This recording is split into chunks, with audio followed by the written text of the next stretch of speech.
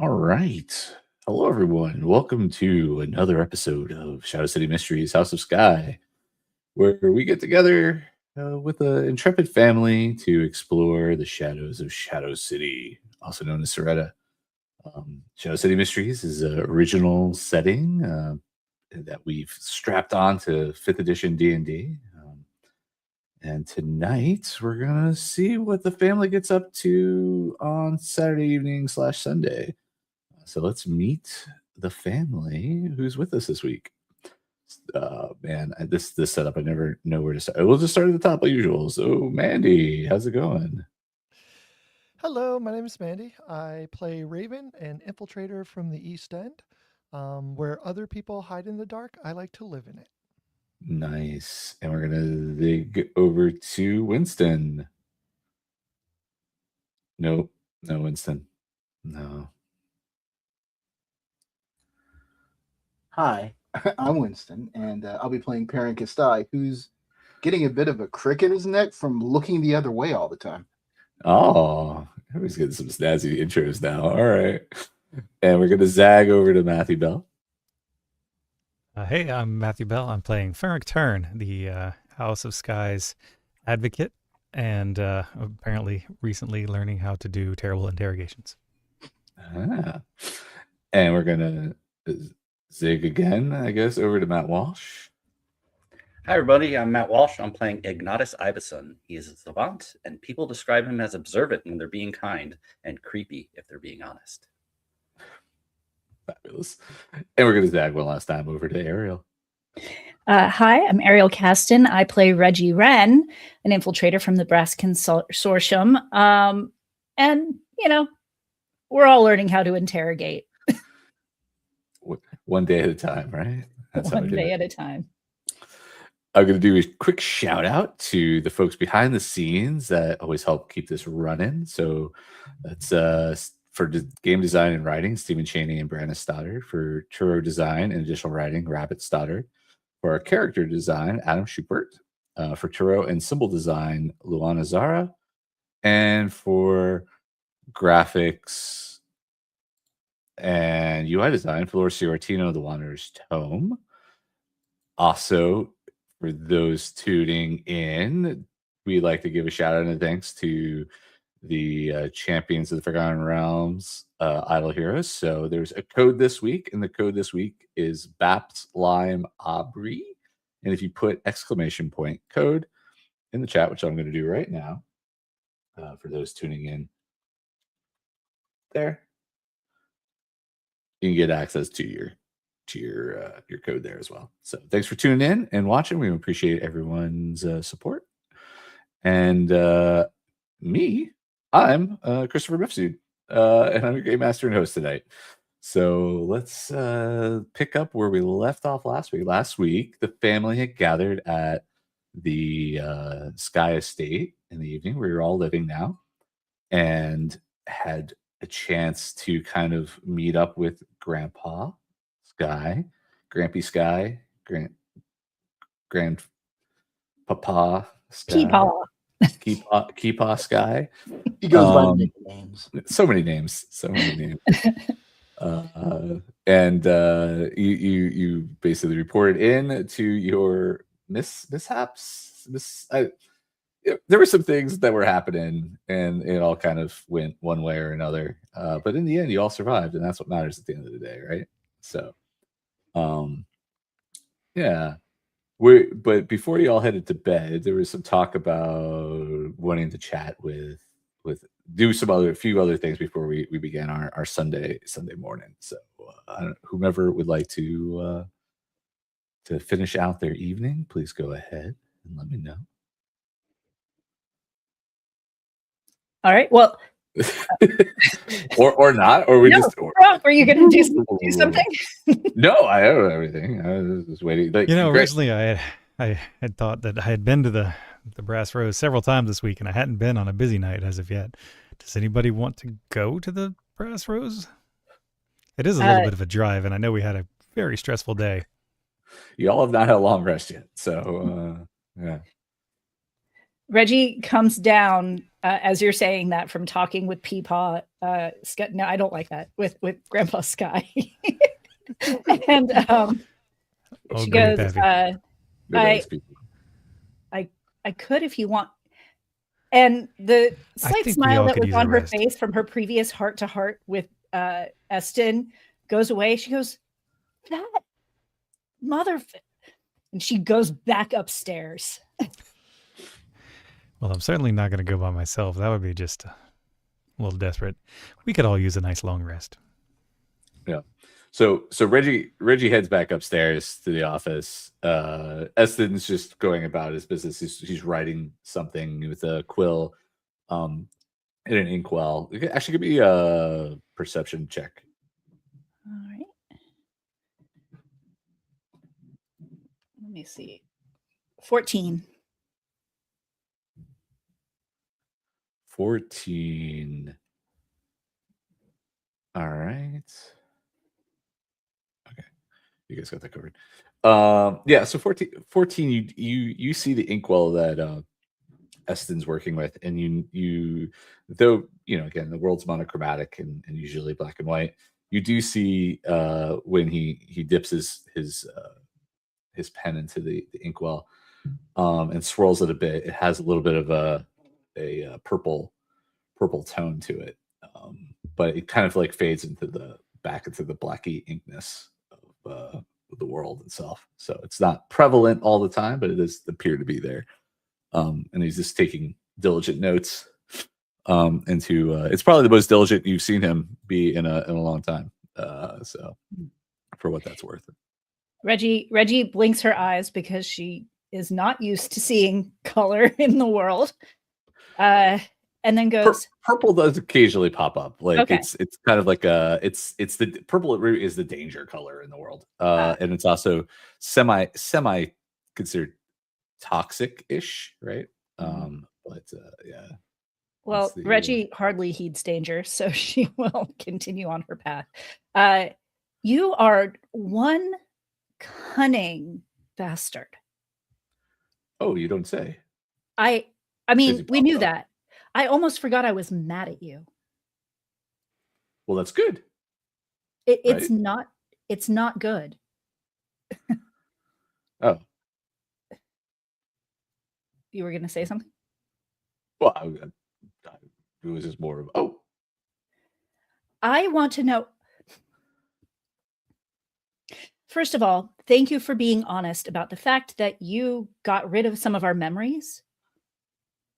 But why would you do that? It is incredibly selfish of you. I'm sorry, it's not meant as an accusation, but a fact. Oh, it is. Well, yes, you are correct. It is selfish in a sense, but also remember that any knowledge of me at that time would have put you in more danger than was needed. It was a necessity. Did you wipe the entire world's memory of visiting? Well, I've done some extensive work, yes. It is not okay. It was not okay for you to be able to have those memories and to take them from us. Again, yes, it was selfish of me, I suppose, as you say, to meet with you, to have seen you, to have been a part of your life, and then to not have you know that those memories and moments existed. That is fair. How many times have we met? Far too many to count. I've attended almost every single one of your performances throughout the years. When you would travel with your father, I've attended every single one of those. Now met, not always, but I've been around. Can you bring those memories back? Yes, but that would be quite overwhelming.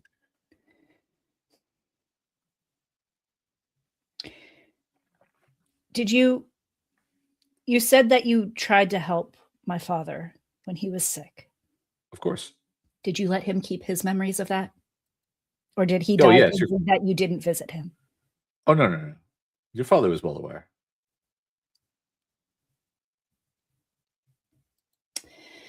That's something at least. Yes. No, I would never have done that to him. He was one of my favorite children. All right. You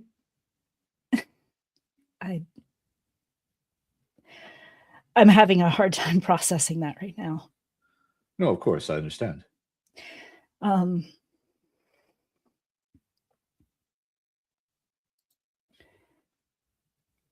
Thank you for telling us you did it.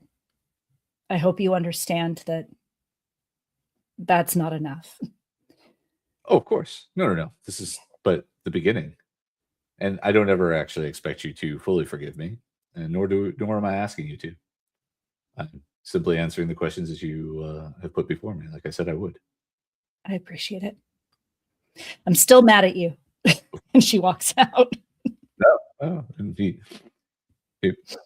see, what you could see is he this watches like you leave, and you do see that before, as you go down the hall, you do hear him going back to his scribbling. You can hear of him writing back into his notes. But yeah. Does anybody else have any conversations they like to have with Esten, the staff, or anyone else before they get their long rest in? Yeah, everyone's feeling pretty good. Long rest time. All right. You all go to bed, get whatever you need from the staff, whether it's a hot cocoa or a tea or whatever, so that you can get your little sleepy time tea, get your rest in, and the night is uneventful. The morning is Sunday. There is no work going on outside of the house, so you all are able to sleep in if you wish. Sunday is not a required work day for you all, but you do have basically, like any day in Soirée, you have three periods of time that you can do things in. So you can do something more involved in the morning. You can do basically a short downtime in the afternoon, and then you can do something longer in the evening, or some mix of that throughout the day. So if I know some people had mentioned offline slightly that they wanted to do some shopping and some other things, but let's let me move around and see what people are thinking for their day. You all can and how you start your morning and when you start your morning. So Mandy. Well, I think the first thing for the day, I will start early. I usually wake up in the morning, so I'll do that same as normal. And I think I'll try to use the morning for glad handling for getting trade with the shop, the curio shop. All right. Sounds good. I'll pop back over to that in a bit. All right. Winston, what are you thinking for? Perrin's gonna do. He's gonna go through his morning prayers. He will also do some of the meditation that was taught to him by the high priestess Unina. And that after he has like a meal or something, he may go down to the church, see if the elder is accepting visitors. I still want to try to work on getting him into the soiree. Or wait, how long? It's been a couple of days since I've spoken, or has it only been one day? No, it's been a couple of days. Okay. They came on. It's been quite a few days actually, because they came on Wednesday, and then you all had your spa days, and then Saturday was full of shenanigans. Yeah, and then, let's not talk too much about Saturday. Yeah. So you mean Elder Biano Crane, the penitent? Yes, Elder Biano Crane. Okay. And sure. see if he's accepting. He and his Okay. companion, the sister, or Sounds. Oh yeah, Yeah. Sister Taste Sparrow will be about most likely. Okay. You. well, I you feel- imagine they'll be close to each other. Yeah. And then over to Farank. What are you thinking for this morning? I guess is Sunday the holy day in Soirée? I'm not sure the backstory here. Yeah, I mean it's good. I mean, technically every day is a holy day in Soirée. That's true. That's true. It's a theocracy. It's a theocracy because just to remind everyone, it's an autocracy actually. So Right. even more fun Yeah, than there a we go. theocracy. It's Well, I mean, Farank would probably go and I'll probably go find Perrin in the morning and see if he's in the chapel doing any sort of preparations, because moving boxes probably. That'd be what he would be doing in the morning.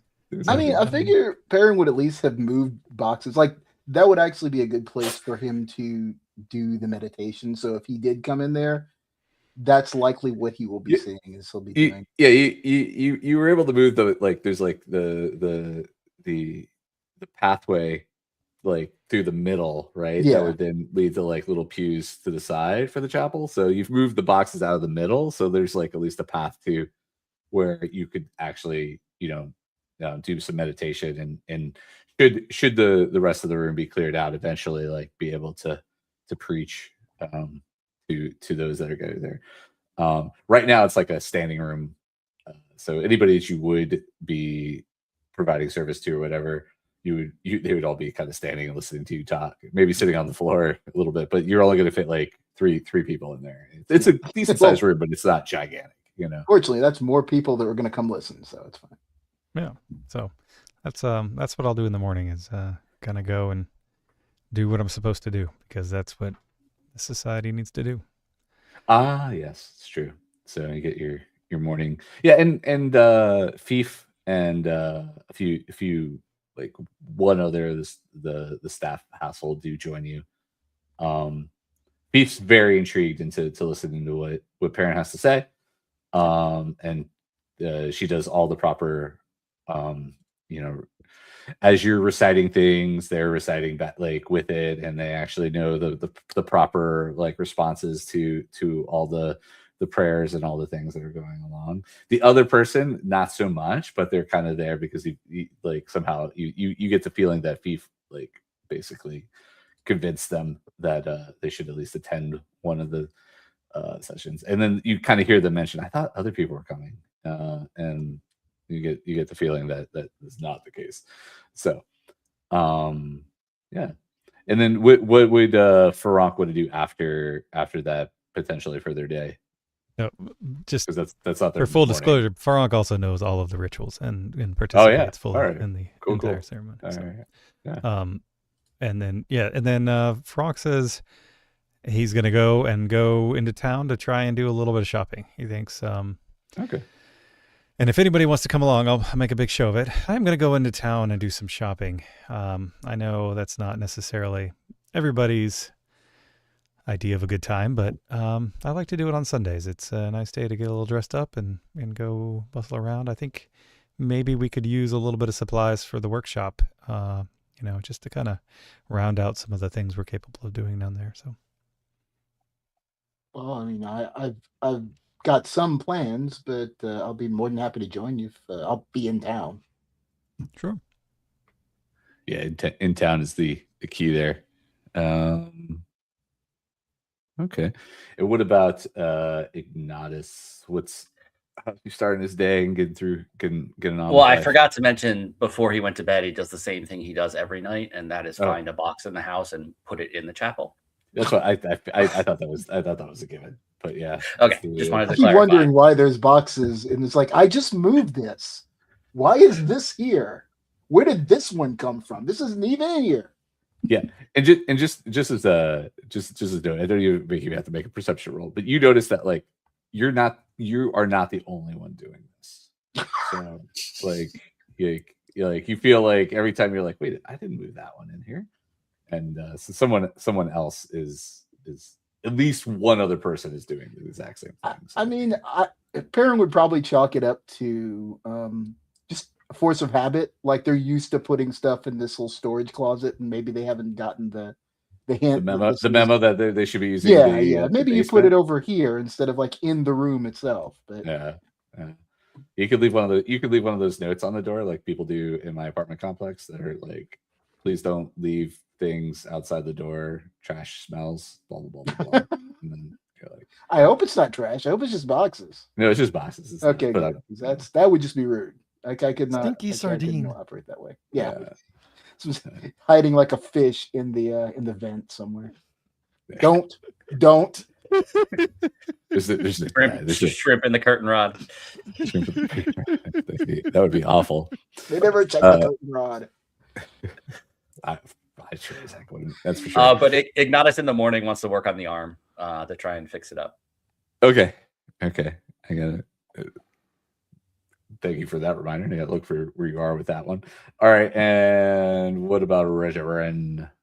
Remind me, we've got them. You said 3 periods, so we've got the morning, and then what is the second period? So there's morning, then there's like a downtime action. Okay.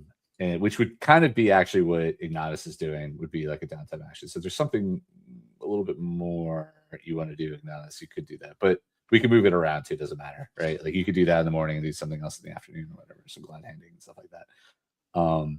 Mostly there are 3 periods. So there's the morning, there's the afternoon, and there's the evening. Assuming you're doing individual stuff, which is totally fine. I don't mind jumping around for it. We can go talk to different individuals, try to glide hand a little bit, and improve some of your influence projects. You can do some research into things and so forth. You could start a fight with someone, which I don't recommend, but you could. Like whatever the case might be. There's plenty of things that can be done. Just usually the morning period and the evening periods in a normal day, I'd like to usually, if necessary, we do this as a group thing, right? Mm-hmm. But individual things are perfectly fine for Sunday because, again, it lets you catch up on some things that you wouldn't have been able to do otherwise.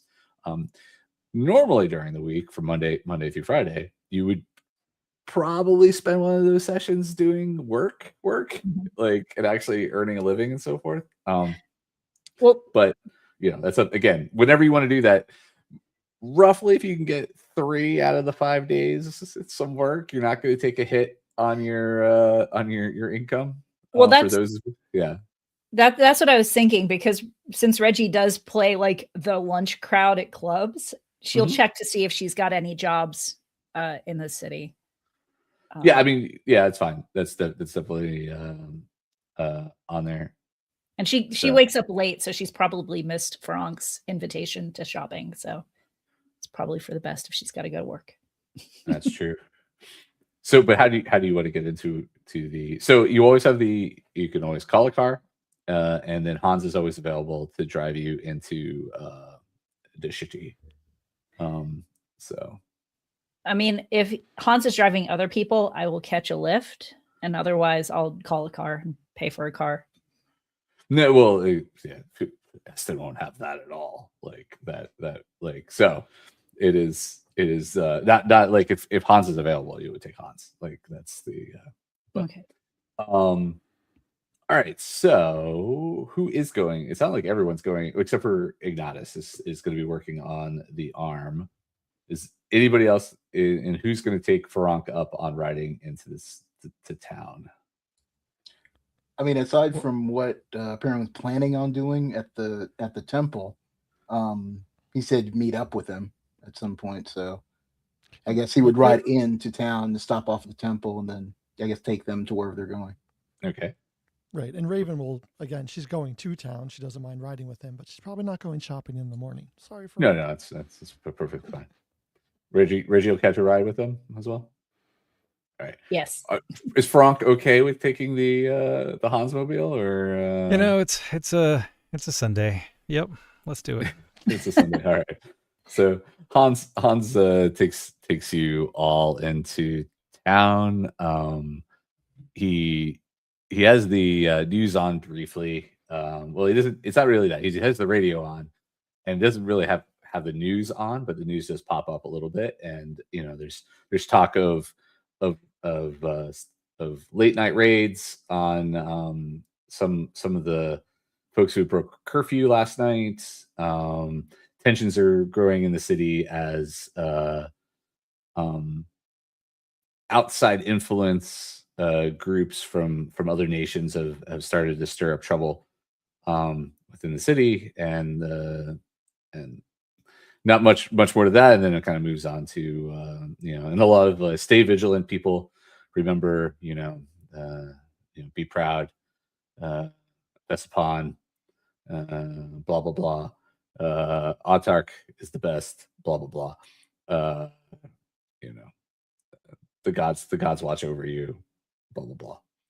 And then turns on to your typical music that Hans seems to enjoy, and then he goes about off tapping the car, the side of the door with the window down, as he has absolutely no rhythm whatsoever when it comes to music.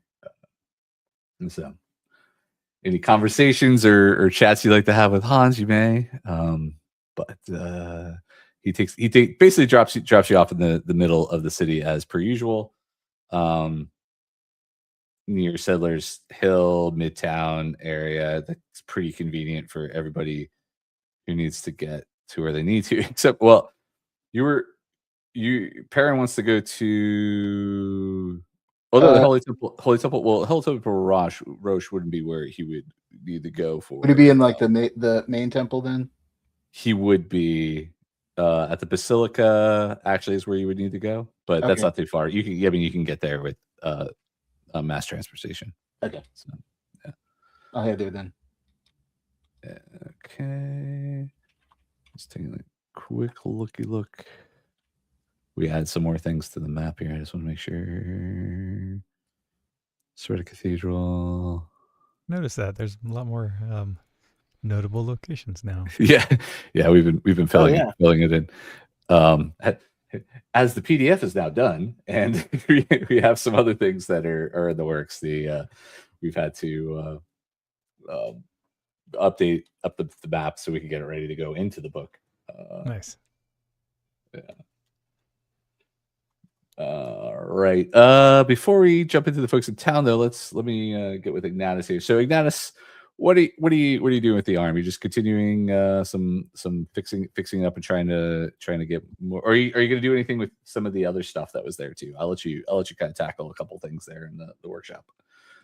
Yeah. I mean, I want to make another set of rolls for fix up the arm, and then I want to also investigate the insects to see if I can learn anything from them.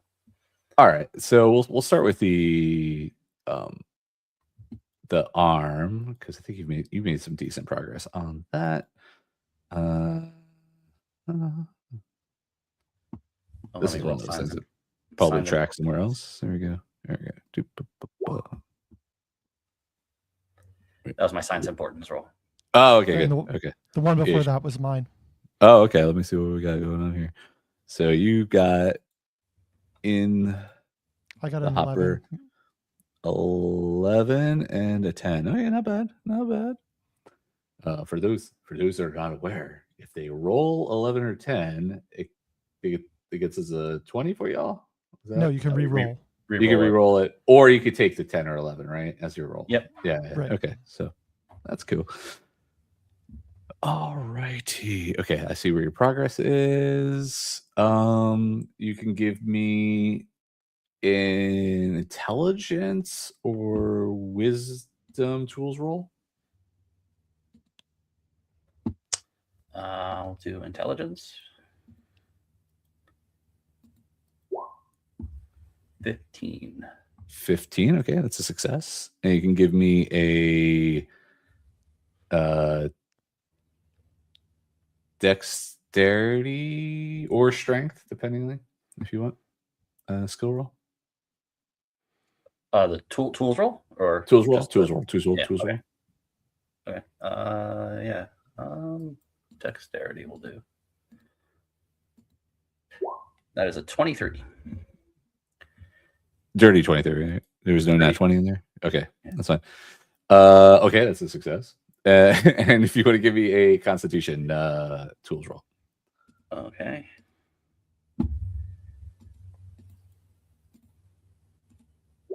19.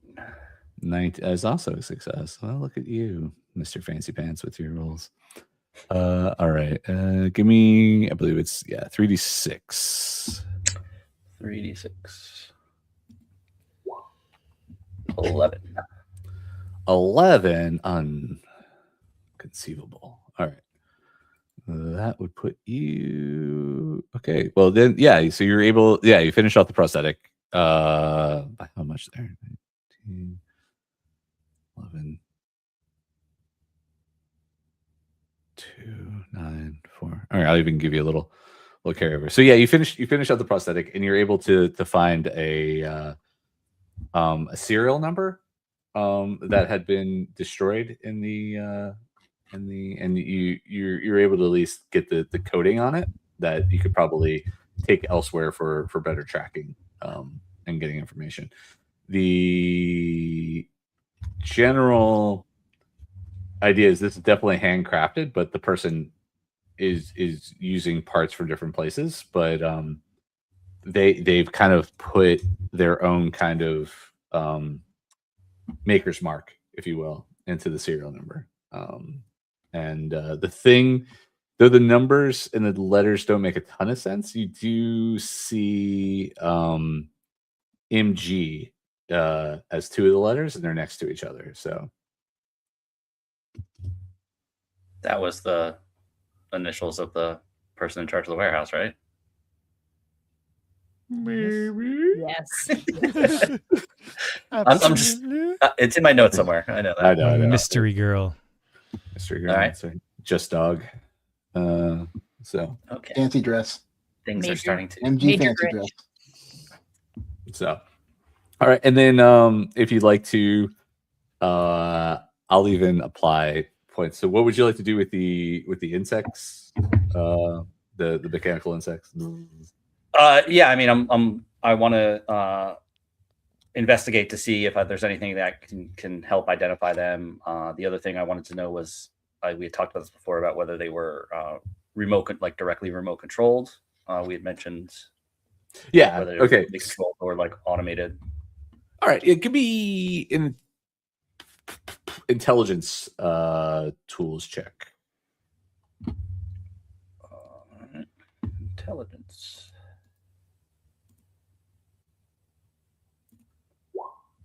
That is a 6 and a natural 1. Yeah, you don't know. You don't know. They Right. yeah. You're not really sure. It could go either way. Yeah. Okay, well, I'm gonna use size importance and put the 10 in there. So that would be good. It's better. Yes. So what does that make that a 15 for you? Mm-hmm. Yeah. Okay. So the 15, you see that they're not remote controlled. They were programmed, and you're aware that the automatons can be programmed into a pretty set behavior level. So you could get the idea that whomever put them on a timer, and that they were activated to be set off at a certain time, and then go about a certain behavior. What that behavior particularly is, you're not aware, but that's kind of outside the purview of the. Seemed like kill everything, but that was just my observation. Sure, yeah. I mean, who maybe is buzz. That was about the. You do get that the individual, whoever programmed these or whatever, is quite adept at making clockwork devices, though.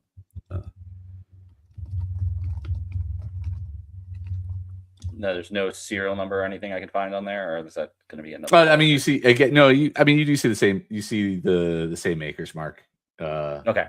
That's these weren't as heavily destroyed or purposely destroyed as the arm was. So you're able to see the same maker's mark as you did on the cybernetic arm. Okay. All right. Anything else you want to do in the house? Maybe move another box into the chapel, or is it? Is his parent not there? Then yeah, of course. Parent's not there. Yeah. Okay. Yeah. All right. I would also, and I mean, we don't have to do it now if we want to switch to the rest of the group, but now that we have more details on the MG person being, adept at Clockwork mods, I'd like to talk to Esten about that to see if that maybe narrows down the list of people with those initials. Sure. So while you're looking around, you don't see Esten anywhere in the house. Oh, okay. Well, but you also know he didn't leave with Hans.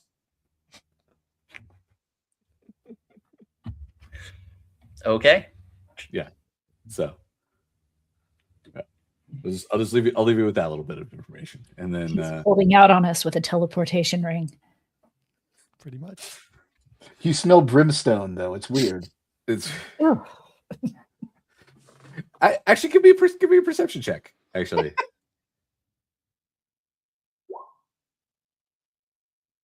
that is a 12. A 12. You get like a slight sniff of like when you've walked past a manhole cover and you get a little bit of whiff of the underground. Yeah, but it's very, very faint. Interesting. Only because you're looking extensively for Esten to tell him some information or whatever. It's the but yeah, it's while you pass his office, but you've never smelt it before. But it's like not lingering, it's just kind of like fading away kind of thing. So yeah. All right.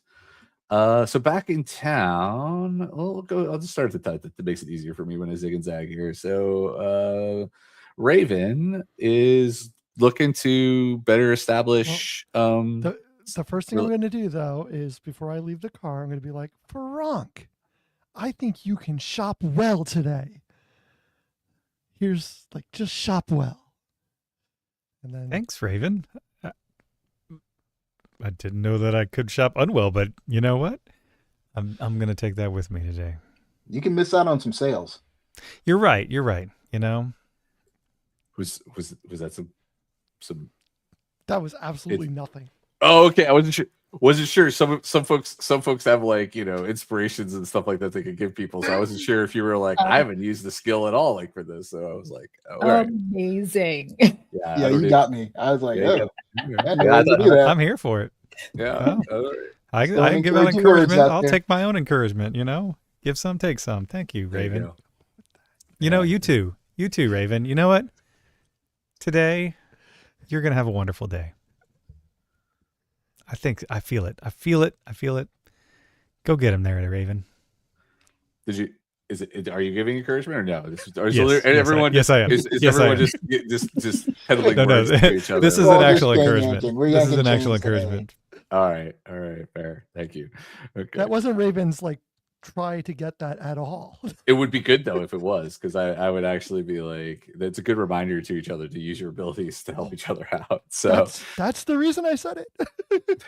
All right, awesome. Okay, so now Raven is now on the hunt to improve the influence project that y'all are working on, specifically with Ellis Swift, right? Yeah. Yep. Okay. You don't have a lot you need to do here, but every little bit will help, right? So how are we going about? How is Raven going about this week or today, this day? I am looking for some cult members to just talk up about the Skye family. Basically, we're trying to do this. We're working hard, and we need your help, kind of thing. Really? Okay. Mm-hmm. That sounds good. Yeah, I like it. Man, what a week we'll do to this family. So persuasion, deception, intimidation, which is always my favorite. Insight. Well, deception is going to be first. Okay. That's a 22. That's great. Then.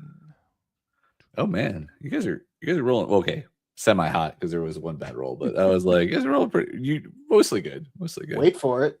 I know. Wait for it. I will bring that curve down. Persuasion is a 20. And all right, dirty 20 though, right? Yeah, dirty 20. Okay. And then what are the other choices? It's insight or insight or intimidation. So intimidation it will go. And 15. All successes. All right, 3d6. All right. 15. All right. Dang. Awesome. All right. Awesome. Some serious convincing. Yeah, you've blown through this one. I got some great encouragement. That's all I got to say. That's right. All right. And you didn't even have to use it. You didn't even have to use it. So there you go. That's even better. Look at that. All right. So the power of friendship. Hopefully the shopping works just as well for you. There you go. So you've now completed the influence project of convince Ellis Swift to open her curiosity shop for trade. So it'll take a day or two for that to go into full effect, but that is something now that has been activated within the Skye household family. So congratulations on that. 57 out of 50. So even a little room, a little cushion in there. All right. Perrin is making his way to the Basilica to go talk to the elder. Yep. The Basilica, you were there recently. That's actually where you would have gone for the to meet with Udina. Right way. Yeah. And Udina is not about, but you do see a large number of priests and acolytes and sisters kind of gathered around one particular individual who you recognize immediately as the elder, who's speaking very not aggressively, like passionately about the gods and purpose, and being forthright, and you get a lot of amen cheering and so forth, but within reason within the church, because of course this isn't some outside the city type of backwoods church where you can get all revival-ish. They don't want any of that. It's got to be proper. But and then you do well, maybe don't. Give me a perception roll, actually. Okay.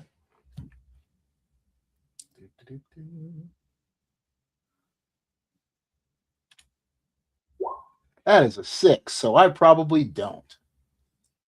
No, you don't. So you see the elder speaking and people, but you do what you do notice with the 6 is that there's some space between him and the people that he's speaking to. No one is like right up close on him or anything like that. But he's kind of taken a spot. There's a lot of these spots around the church where they're kind of raised up areas where he's kind of stood up to kind of speak to the small crowd that's gathered to him there.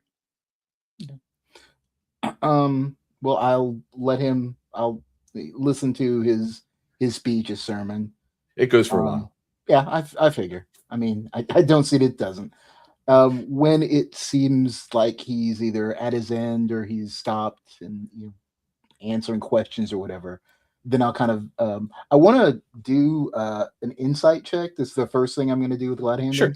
To kind of see if whose general mood is, specifically to see if he's calm. Okay. Yeah. Okay, so that is a 10. I know 10's fine, and he is a bit interesting, even though he is fired up for giving.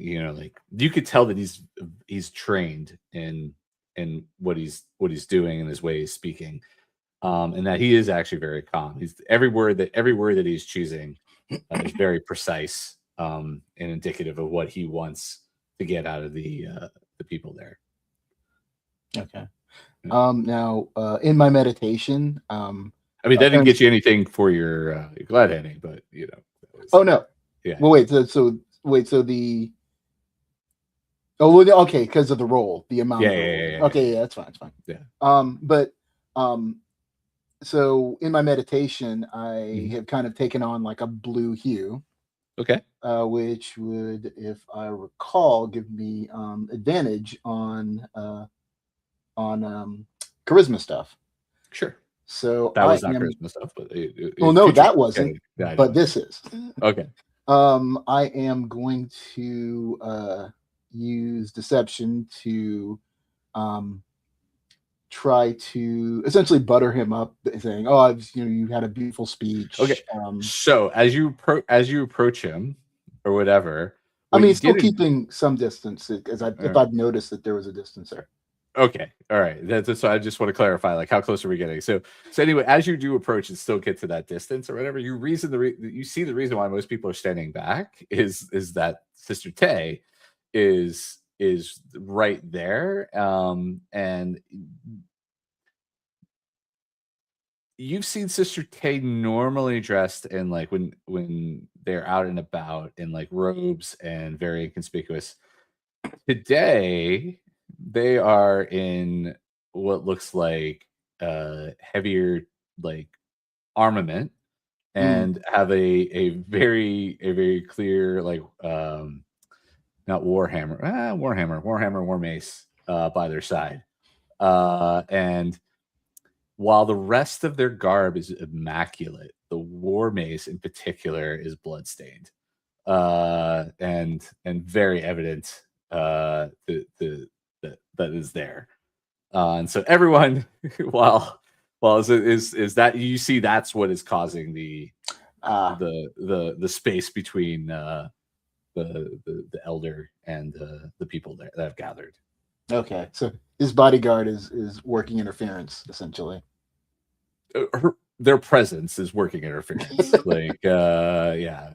So, okay, so does it have any effect on you otherwise? I'm just letting you know that like that would be like if you were to not have said that you were going to keep the space, that you were to move forward. Yeah, you would have probably seen her interject herself before you got too close. Yeah, no. If I had noticed that there was a space there, then I would have prevented myself from like I'm not a hugger. Okay. But Perrin's not a hugger. He's not going to go in for. But good. For the deception, for the deception, instead, I think I'm going to angle more towards that he spoke to Esten, and Esten is very excited about the possibility of him coming. All right, this is okay. Go ahead and give me a roll on that one. That is right. Because of the blue aura, you have advantage. Yeah. I should feel like because it's Esten, you have disadvantage, but there you go. That's the well, then it equals itself out. No, it's fine. No, I'll give you your advantage here. I want to take away your shining moment, but this is definitely going to be Yeah, I know. Oh my god! Well, there's a reaction. It's 12. Both are 12. They're both 12s. Do you get it? That's with the bonus too, eh? Yeah. No, well, it's not really. Wait, is there a bonus? Plus, you get a +1 because you're charisma, right? Okay, so yeah. No, it's already figured in. It's already figured in. So yeah. All right. This is what happens when you say you're going to lower the curve. You do. Yeah, it's true. Yeah, that you get kind of a look of not disdain but disappointment. Maybe. It's like so. Yeah. I don't care. No, he cares. He cares that you would go to such lengths to you get really. So, what would your last? Just gonna use persuasion, also with advantage. I feel like that should be struck at this point, but okay. To just once again try to persuade him to attend. All right.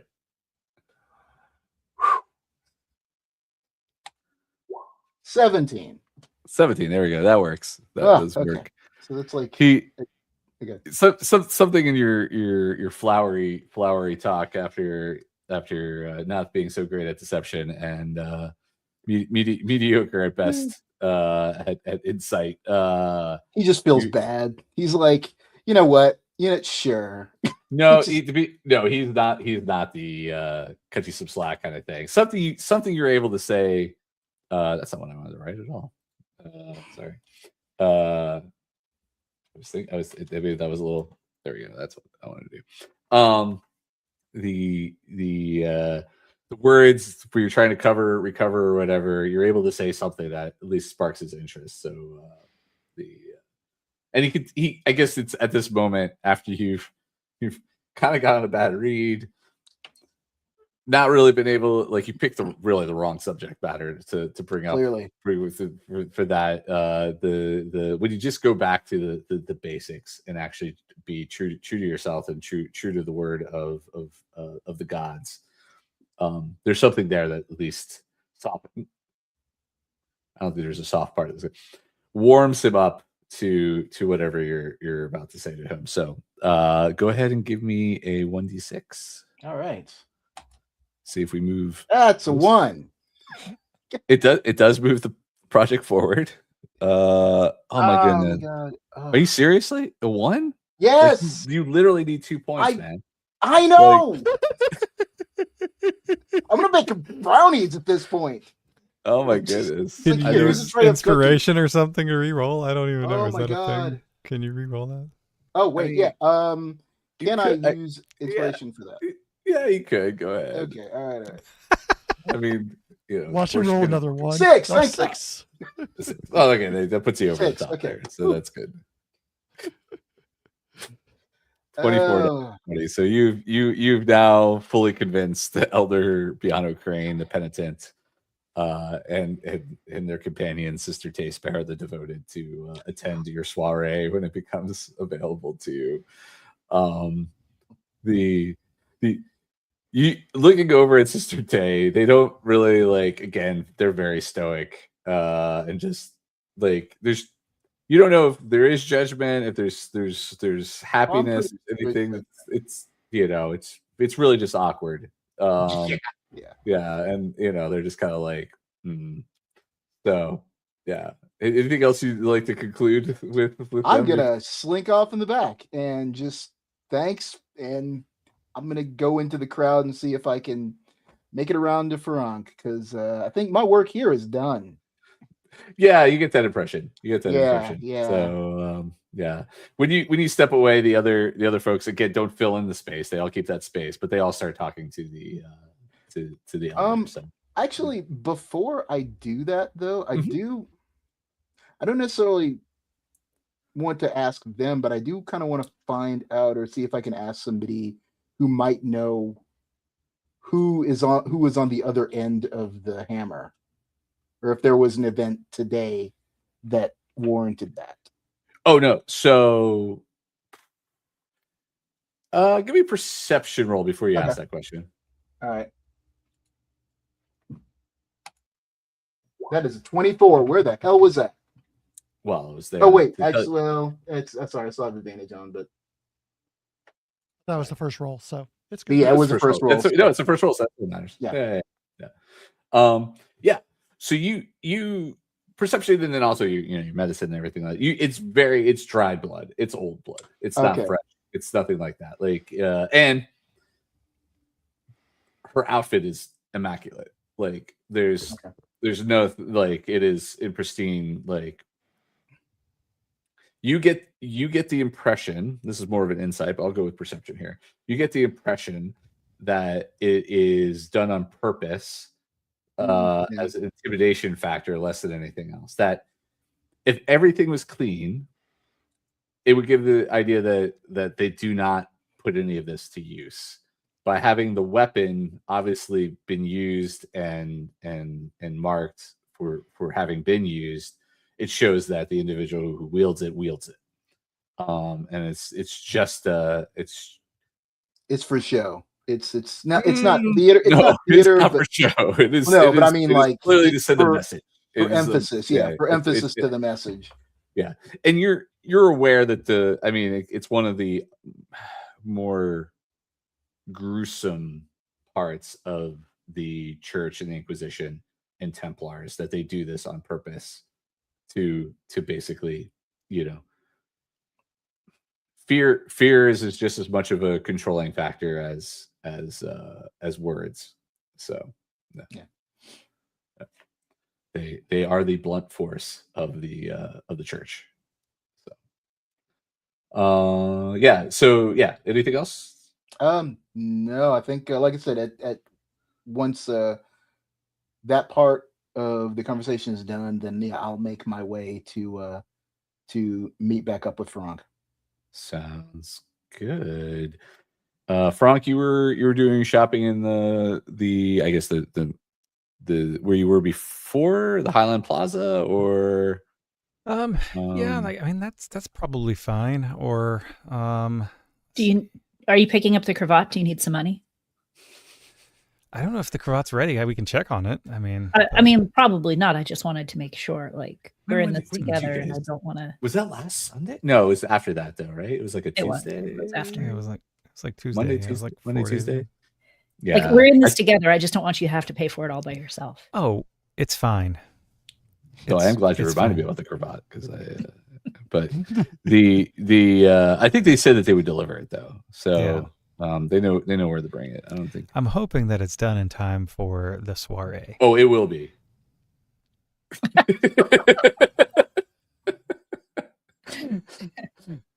No worries there. That we're not missing out on that moment. Absolutely. So yeah, you can. No, but is there anything that you need, Reggie? I mean, I don't mind picking up something for you. I mean, nothing that I can think of. Oh, okay. Pretty low maintenance for the most part. Strings for your cello, or I don't know.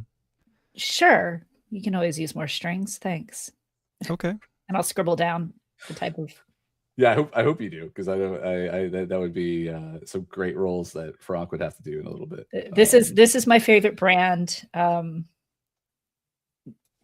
I'll write it down. Great. Yeah, perfect. No, we'll see what we got. Thank you. All right. And before we pick up with Farank's shopping and then what Reggie's doing, we're gonna take a short break. So 5 minutes after a little bit longer than normal break, but that's because I wasn't able to stop this at the exact time I wanted. So 5 minutes after the hour. So we're gonna listen to some sweet chill lo-fi and a little intermission there. So we'll see you all in 5 minutes while we rehydrate and do some other stuff here. All right.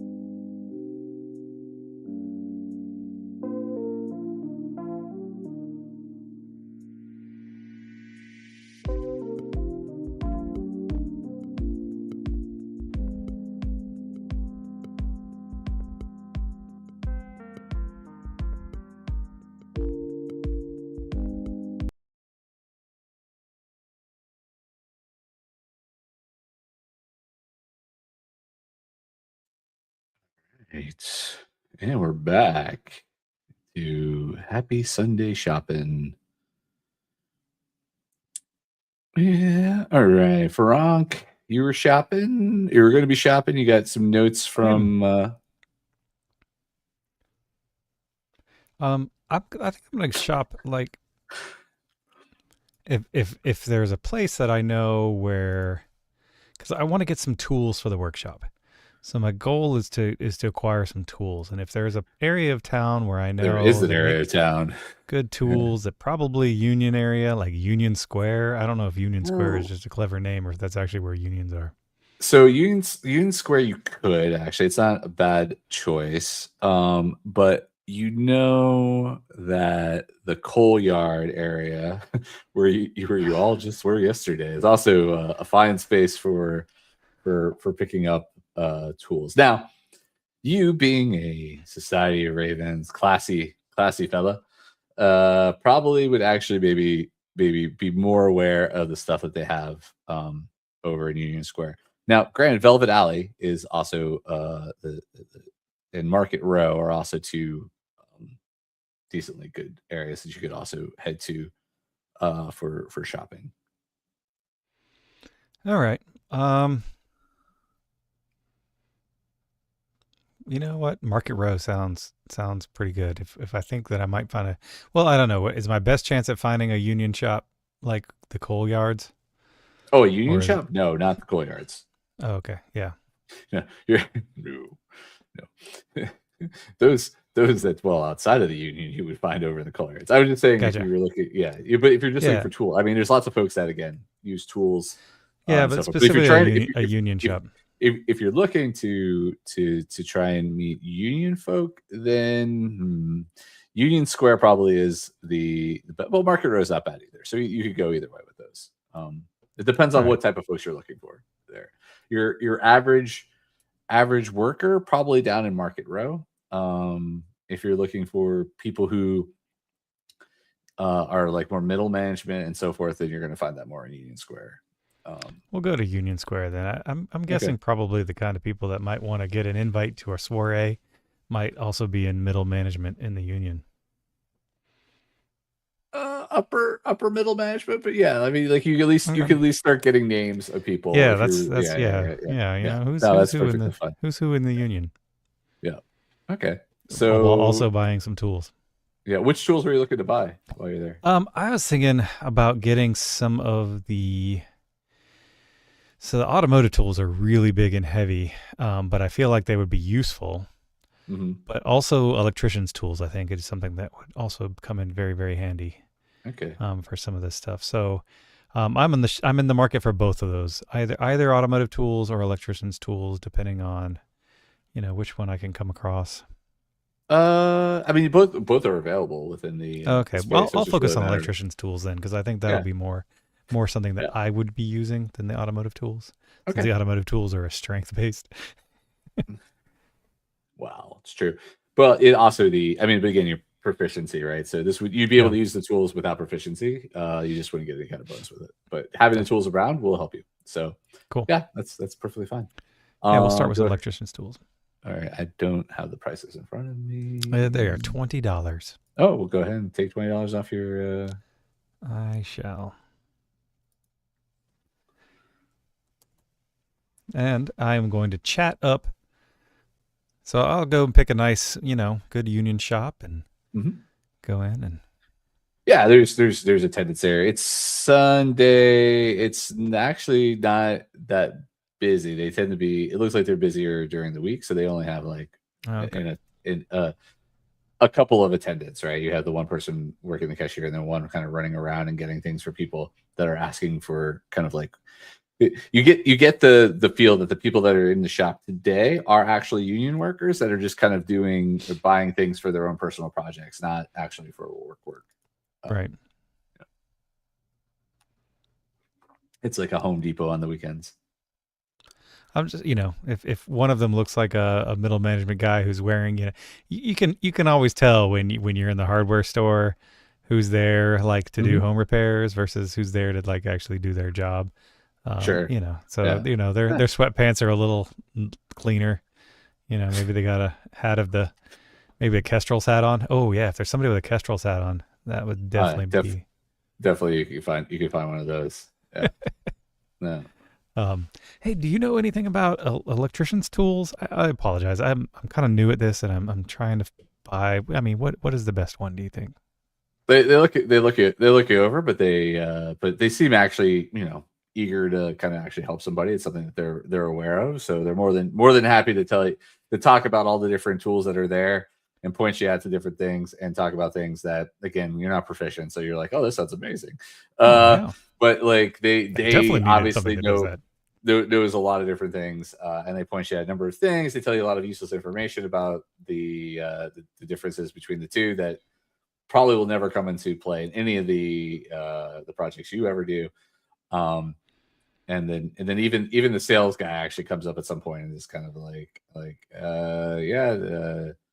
that's great. Do you want one of these? And they kind of just like move the pieces. Like that guy's like filling your basket with telling you different things, and then the clerk's kind of like taking actually stuff, like you would be surprised by this. They're actually taking stuff out of the basket. Like you don't need this. You don't need this. This is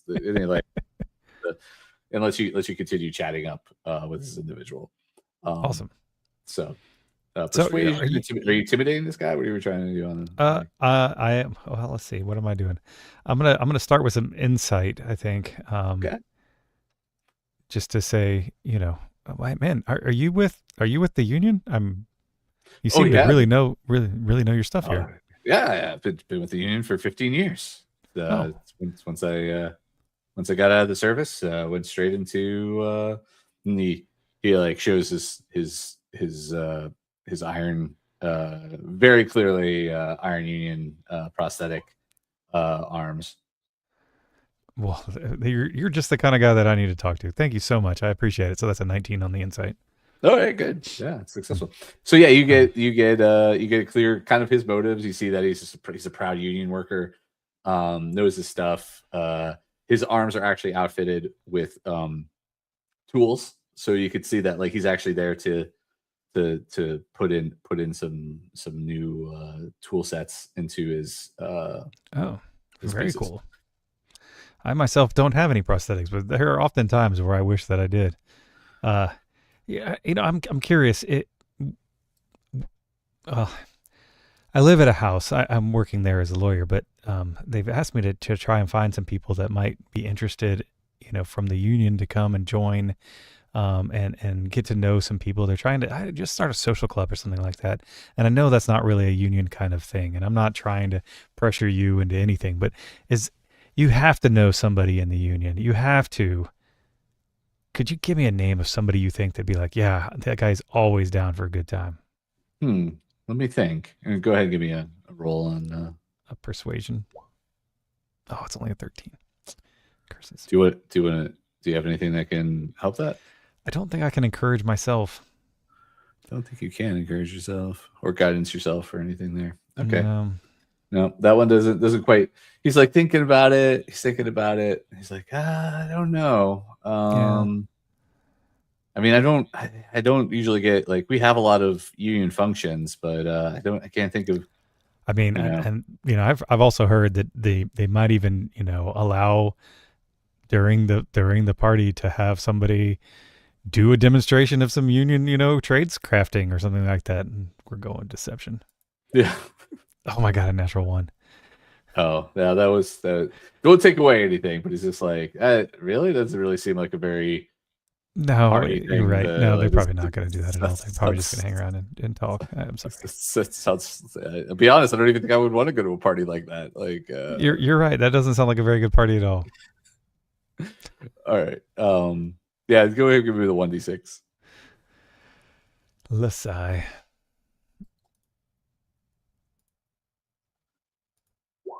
Hey, it's a 6. That's at least 6. Okay. Yeah. 6 out of 20. So 6 out of 20. So yeah. As you're finishing up your shopping, it's like he does come over and he does like say, there are a couple, thinking about it, obviously, I mean, Siskin, but there's a guy Calder Hesk. You might want to. And then there's Jory Vale. Might want to look into them. I can't appreciate enough of you both helping me with this awesome purchase. I am going to make so many electrical repairs on this house. Yeah, I just got to figure out how to do that first. And then, and you know what? I'll reach out to them. What was your name?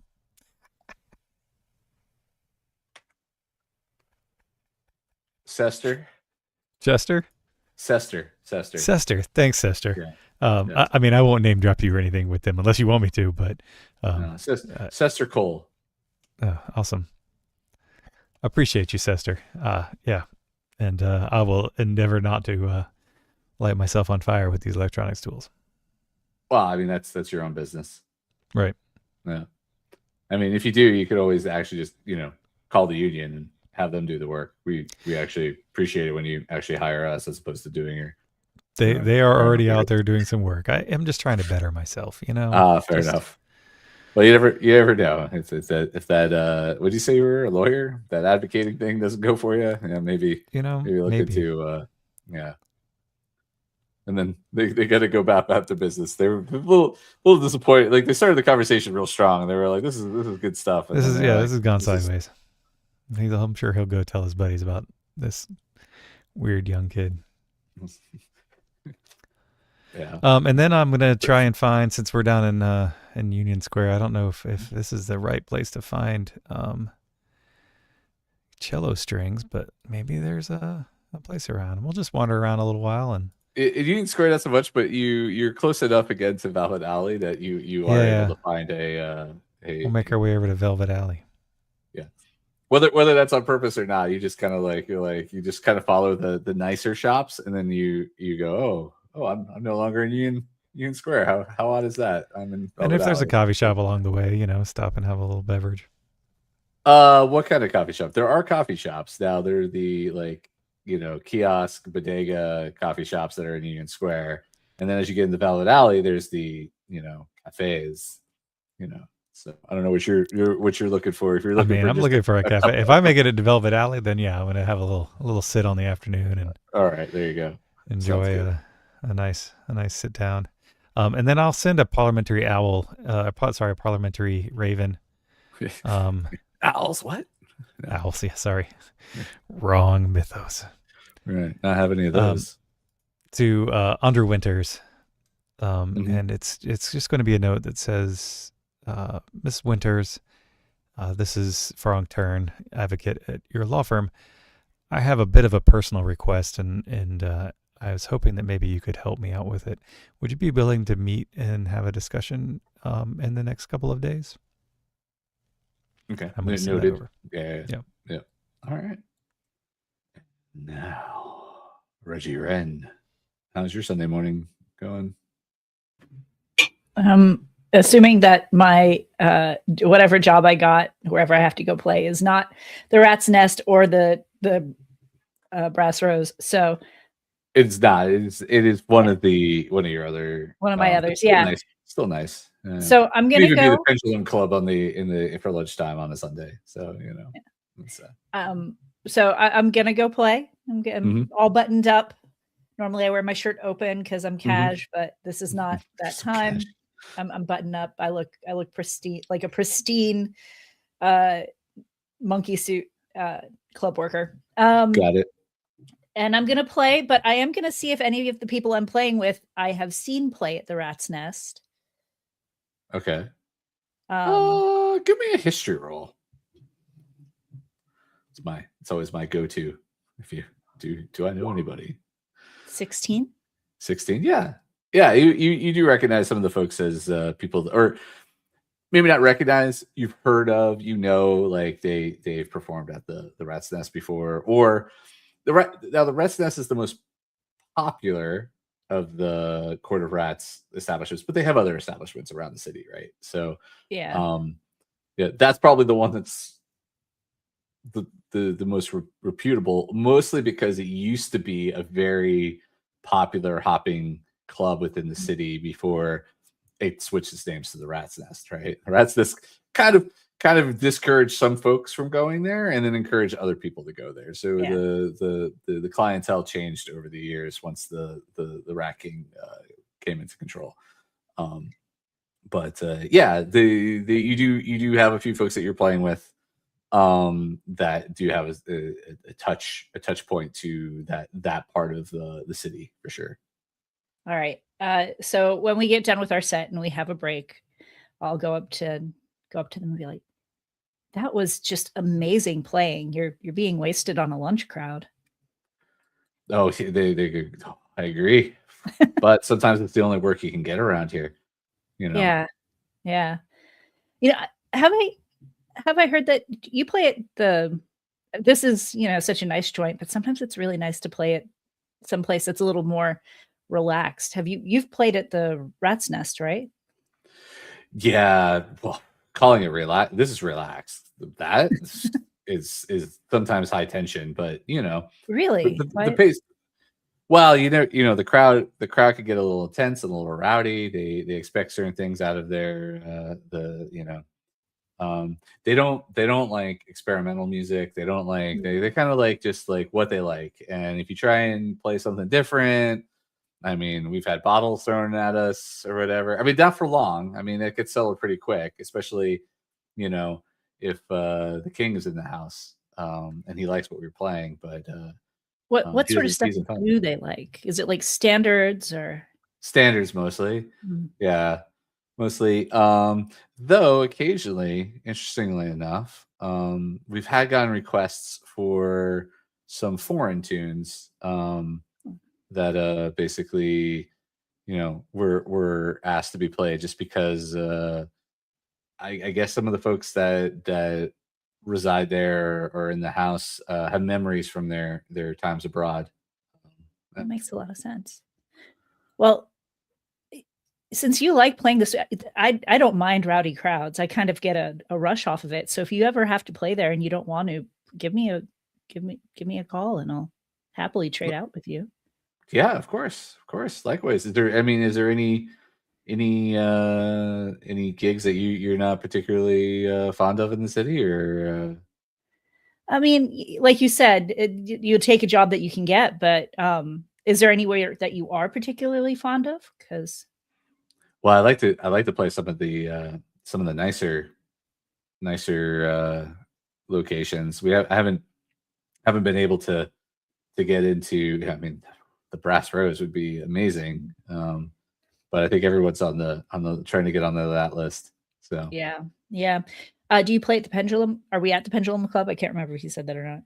You're not, right? No, I said that you could be, but okay. No, I'm not. Yeah. Do you play at the Pendulum Club much? Because I'm happy to give you some of my sets there in exchange. No, I would love to. I hear there's some very interesting folks that roll through there. There's one guy here. He just comes in with an old raven with a crazy eye, and everyone talks about. He's like the nice, and I hear he's a great tipper too. Like just the most interesting individual.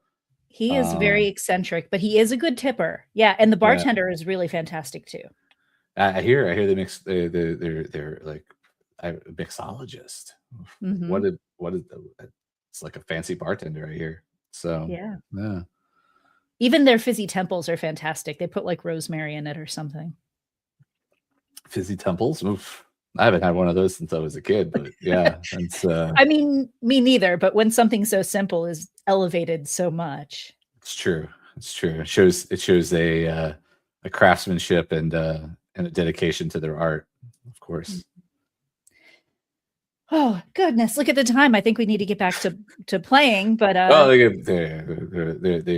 like, oh yeah. So the which roles were you looking to make? What was the outcome we were going for? Is this for your personal influence project? Yeah, this is for. I'm trying to get into the Rat's Nest so that I can get that connection between the Brass Rose and the Rat's Nest. So let's do. I kind of forgot to make rolls while I was doing that, but no, that's fine.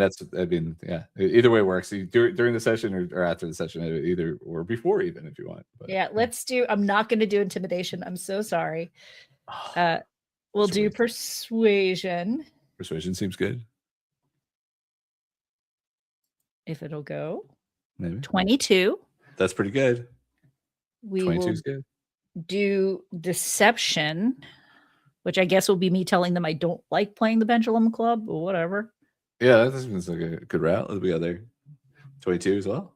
No, wait. Why am I rolling? Oh, no, I'm rolling with it. No, you're not rolling with advantage. Shoot. Okay, so we got the 22. All right, deception. I'm good with that. What's your last one? And then I think insight. Yes, insight. Okay, so 15. Yeah, that's perfect. That's what you needed. So 3d6. 3d6. 7 total. Still it's 7 towards. I don't actually have to pull up your personal one. I don't have that one really available in front of me here. It's one more than I rolled, and I've failed at everything. It's true. Everything. Bronk's a big old failure. So no, we're gonna. Okay. So Reggie's Influence Project was at a 22 and is now at a 29 out of 100. So slow and steady wins the race. It is true. It's how you cleave away at it slowly but surely. There you go. All right, updated. Yay. Yeah. Okay, so that is everyone's first part of the day. Second part can be whatever you actually like it to be. You could spend some more time in the shitty, or you could walk right, you go back home. What would you do? Well, Perrin was going to try to catch back up with Farank. Farank, okay. Over in the velvet alley. So that's fine. Farank, what are you're just drinking your coffee, waiting for a raven that'll take a couple days to get to you, come back, and then and looking for some. I mean, after I finish my coffee, I'm gonna look around for a shop that sells cello strings. Oh yeah, but that would have been in the morning, so that would have been fine. Okay. I didn't say no, and then at this point, I think I'm not sure what I would work on at this point. Let me think about it some. Okay, yeah, no problem. I'll just wait for Perrin to come by. All right. Raven? I would like to look for a shop to pick up some ammunition for my new weapon.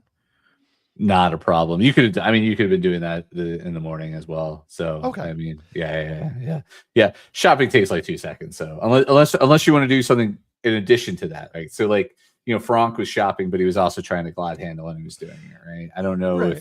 I mean, you could have been buying crossbow bolts and talking to Cult of Tenebrous people. Like they're all walks of life, right? So that's not a problem. Can I buy them while I try to talk to Court of Rats people? Sure. What do you need for the Court of Rats? I want a glad handle for them towards whatever we need to open up. Let me see. I think you're done with everything with them. Oh no. I didn't think we were. No, you have to secure the Rat King's acknowledgement and peace. That's right. Right. Yeah. So you still have some work there. Okay, that would work. So you could do that. You could do that in your second half. That's fine. Ignatus, would you like to get into town? Would you like to keep snooping around the house and doing things? How would you like to?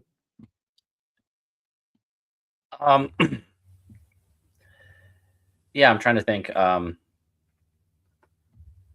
Ignatus wants to make a Clockwork pet. Make a Clockwork pet. All right. Yes. Well, you're gonna need parts for that. I think I don't know whether the parts from the insects would be enough to. It would not be enough. You would need to go into town. But if you wanted to go into town or go to you have a place that you could go to start picking up pieces or whatever. If that's a project you want to do, you could start the project at home, right, and then get an idea of the value you would need to get towards that. It's a big project though, not huge, but like decent size, just so you know. What size animal are you looking to make as a Clockwork pet? Well, I have a few ideas, but I think first I want to make a rat for one of our party members. Okay. Everyone's gonna get their own personalized little Clockwork pet. Okay. that works for me. This one is for the Holy Father, though, correct? Well, it might be just loosed within the chapel just to exist there. Oh, there you go. There you go. The whole sweater of rats. No, okay. Okay, that I noted. So yeah, you'll go through. We'll spend some time having you go through the scraps that you do have and see what you can salvage from that to start making it. But you will need to pick up some pieces. I don't know if you have anything that reduces the cost on anything. I know some other people do, so maybe if they help you with that, they'll trim down the costs. But okay. We'll come back. We'll come back to that. Yeah, that's fine. And Reggie. I think just for the sake of keeping the family close by in case we need to do something, I'm going to go into the shopping part of town. And I know it's a big town, and this is as unlikely as finding lore in a giant shopping town. But just like look at Clockwork shops, see if there's anything I can see that points to an MG. I don't know if there's like a directory of stores somewhere. Yeah, I mean they have I guess the equivalent of yellow pages, right? For those children listening to us right now, there used to be a time when there was a big fat book called the Yellow Pages, but they don't have yellow pages because it'd be the black and white pages here. The slightly gray pages, which actually listed everybody's phone number, name, and addresses of businesses that they put out once a year and updated. Now we have the interwebs. So get some education on this show. All right. So yeah, you were able to find a directory that tells you different shops in that part of town. I mean, are you just looking in general? Because there's like, again, there's stuff over in the scrapyard. There's probably places down in the southern area of the city that we mentioned earlier.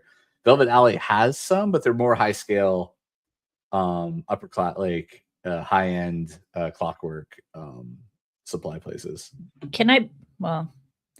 I don't think I would have that knowledge. I was going to ask if I could do an insight to figure out where they might try to source their materials from, being a fancy lady who has people working in the coal yard. But I don't think I would have that information.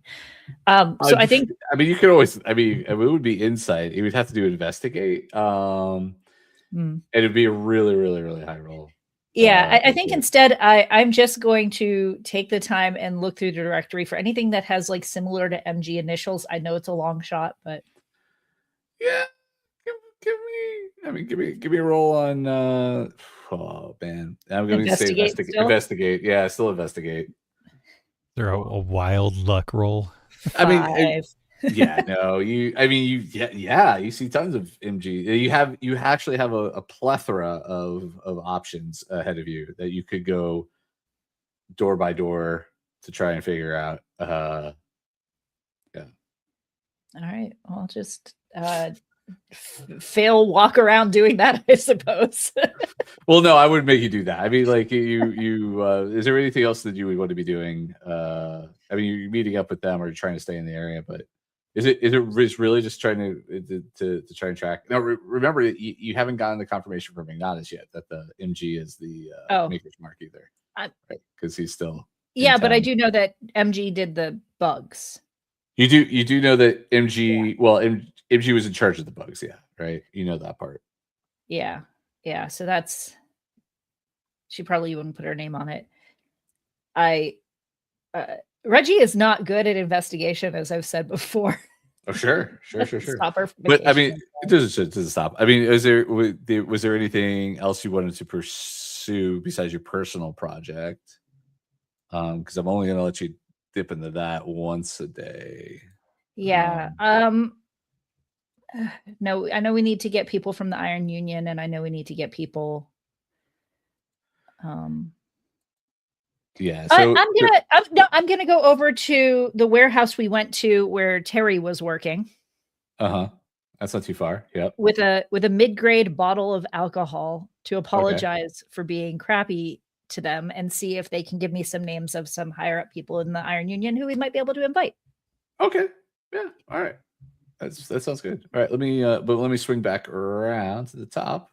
So Raven, you're buying bolts, but you're shopping in Court of Rats territory. So yeah, it's easy enough to chat up the folks that way. What are you thinking of there, knowing that trying to influence the Court of Rats to get the Rat King to kind of be at peace with y'all?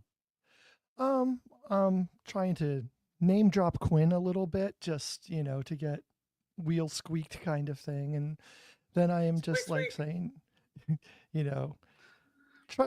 trying to put the Skye name out there in a good way, trying to just like send feelers out, if that makes sense. Yeah, no, totally makes sense. All right, so I guess that first one be insight, I guess, just to get an idea of who you should be chatting with, if that's okay. And then, or do you have are you going to go like deception, insight, deception, persuasion, intimidation? That's it. Those are my three. Oh, okay, well, yeah, go ahead. Which one would you like to start with? I'll start with deception. Okay. Yeah, so I'll be like, oh, I've heard so many good things, and 15 works. 15 works. Yeah. All right. So yeah, you're able to get people to kind of like buy into it as you're shopping for bolts for your arbalist. Yeah. And then I'm going to try to get them to be persuaded that the Skye family deserves their support. Yeah, they've heard a little bit about y'all. So 10. Now, what does the inspiration do? Reroll. Not the inspiration. The what Farank gave me. Oh yeah, encouragement is you can add a D6 to your roll. D6.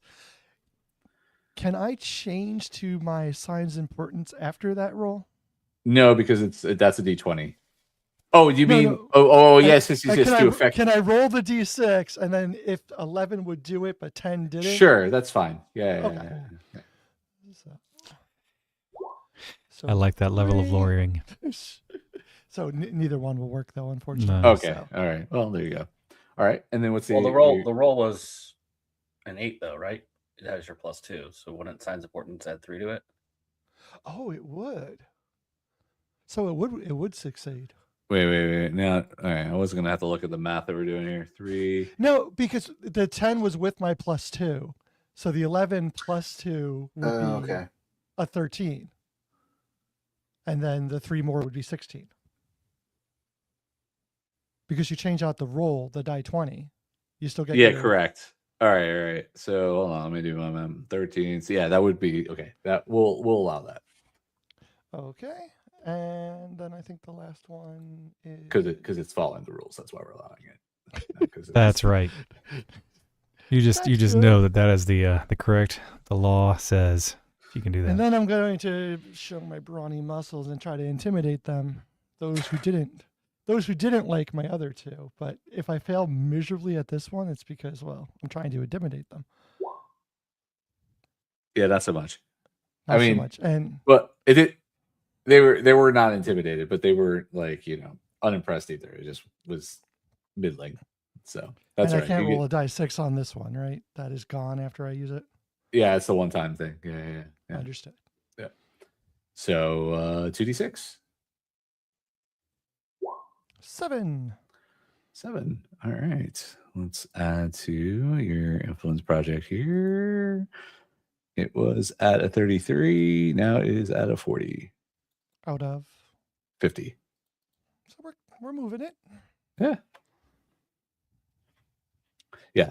All the initial faction projects you all had were 50 points. All your personal projects were 100 points, and then all the inviting people were 20 points. So little variation about for influence projects. All right. Now back to Perrin and Farank. Yeah, if I see Farank, he's just drinking. I kind of like wave him down. It's like, hey. So, Perrin, how was shopping? It was successful. So not only did I find some of the finest electronic tools in the city, and I got a union guy to tell me about it. I also got the names of a couple of union guys that I think we can invite to the soiree. Oh. So even though it's a Sunday and I'm really technically not supposed to be working today, I don't know. I feel like sometimes I'm still, I don't know. You're not union, so working on Sundays is actually okay. Yeah. Unions fought for their rights to not work on Sundays, not yours. So yeah. Somebody's got to, get this soiree off the ground at some point. So you're getting electrical parts? Yeah, I'm trying to build out the workshop a little bit back at the house. There's a couple things that have come up where we just hadn't had the right tools, and I think that these could come in handy. Plus, I mean, honestly, like if I learned a little bit of electronics, like that might have made that thing yesterday a little bit more easy if we could have, like, I don't know, cut the power off to the whole place, or there's just a lot of stuff going on. The getting to the maybe a little bit more strategy than, hey, you get them. So adding some literal and metaphorical tools to the toolbox is what I'm doing here today. So I have to ask. I understand you're a litigator. You were in there when they were questioning those men, right? Oh, absolutely, yes.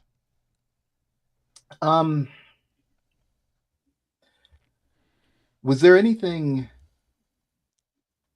I mean, what did you? No. See, so this is the first time I've ever done an interrogation. Like, did they talk smack about me? Because I mean, the guy was really tight-lipped. No. No, it's not that. It's just. So, was there anything that I know the family or members of the family can be a little rough? Was there any type of torture, I guess, is technically torture? Well, I mean, the one bloke was already pretty well hacked up with an axe, so I guess it just depends on where you draw your line. But no, I mean, surprisingly, Gwen was cordial with them, for lack of a better term. I mean, she got a little rough, but but then she like made sure they got home okay, and then hired them to like be informants. It was a very strange thing. I thought I'm not exactly weird. Sure how she pulled all that off. So or they, sorry, how they so pulled full that all out. Disclosure, I've heard stories of how enthusiastic sometimes that members of the Inquisition can be in gathering information. This was nothing like that. This was nothing like that. I wouldn't assume that they were capable of it. In my experience, it takes a certain person to fill that type of role. And you have to be able to back it up a little bit. Look, I know I'm not the most intimidating person. I really tried, though. Like, well, no, to your credit, you aren't that type of person. I'm not concerned with that. It's just I want to know that the family or the people that I am associated with are also people who are less capable of doing some of the things that I fear some. Come on, Perrin. Like you've seen where all of these family members are coming from. Like you and I are both here under the employ, and I feel I honestly don't know much about your background, and I apologize. I probably should have had a conversation about that at all. But you seem like the kind of person that maybe had a decent family. Probably went to a decent school, and I don't know, maybe not. I don't know. Well, I did go to a decent school. The 7 Points Academy is in my opinion beyond compare. But as far as family, I don't know that much about my family aside from my parents were lost when I was very young, and I ended up spending a lot of time with my grandmother. But I do know how sometimes family can be the hardest thing to live with. Well, but you had a family, and I think for several of the Esten grandchildren, that was not the case. And then, so they had found family or some other approximation, and sometimes people can latch onto some things. I think from your perspective and from my perspective, we both have a similar goal. One is which you were trying to give them, a higher compass of morality, and I'm trying to get them to embrace a higher compass of society because they've inherited that. So but right? Like they're a little rough around the edges. And they're gonna do some stuff that you're not gonna like, man. Like, it's just I've kind of come to terms with that. Now, some of them are gonna surprise me one of these days and suddenly show up in an amazing way of comporting themselves or something. But maybe not. Who knows? Well, no, I'm surprised by many of them quite often, actually. Not that I have a lower opinion or anything of them, but just there would be things that I would expect Quinn to do or things I expect Reggie to do, and they do the opposite. I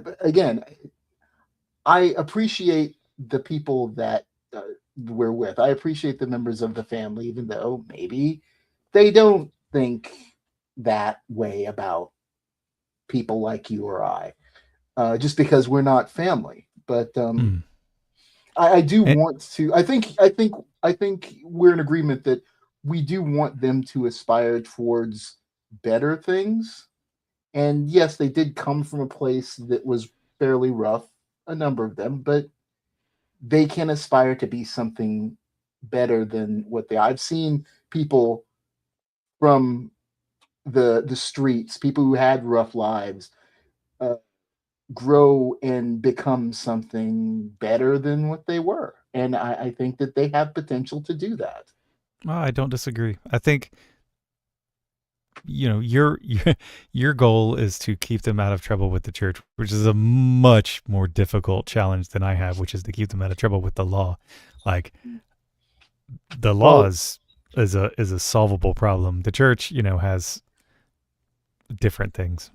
Well, it's not simply the church. I know that the church is an issue, and a lot of people feel a certain way about the church, but it's more the side of the gods and how the gods see them and the choices that they make. And I want to make sure that they don't do anything that's harmful for themselves. Or to go against that. That's a little bit where we differ. I'm not going to try and tell them to do something a certain way or not do a certain way. I'm going to let them do what they're going to do, and I'm going to try and make sure they don't have any significant repercussions for it. No. At this point, the waiter comes up and it's just like, another cafe?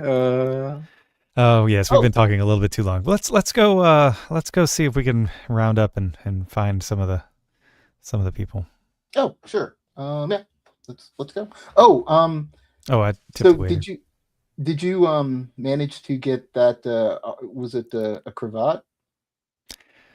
Not yet. I think it's still being made. It's only been less than a week since we ordered it, and I think it would take that long. I figure a cravat's like a piece of cloth, isn't it? Just like a scarf. Surely you jest.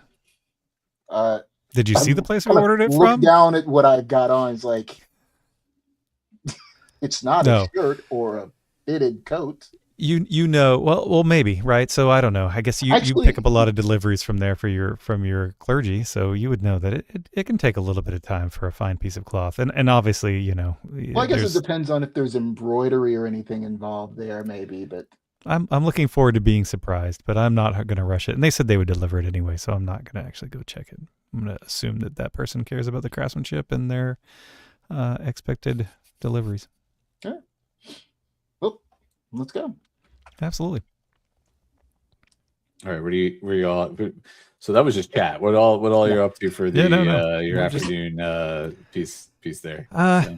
If it was the work week, I would say let's go down to City Hall and see if we can figure out who that building was owned by and start to kind of tracking some of that stuff down. But I don't know that we can get in there to the records hall today. Not on Sunday. Sunday is the God's day. So that's true. That's true. And Monday and Tuesday. Well, every day sometimes is, Wednesday. Yeah. Sometimes Wednesday. I don't know.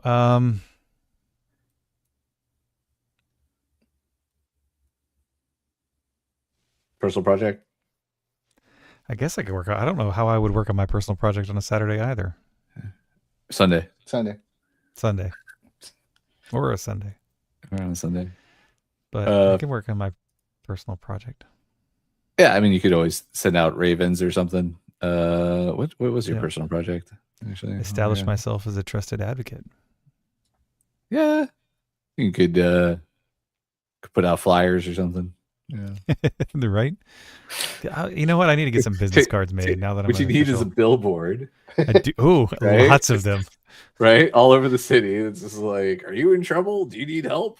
Call on Farank advocates. Maybe you can get and then put the S and then put the Skye number, like the phone number of the house, and then like just get I mean, get I Quinn could also good Quinn to model for it. Just have their arm and just like the strong arm.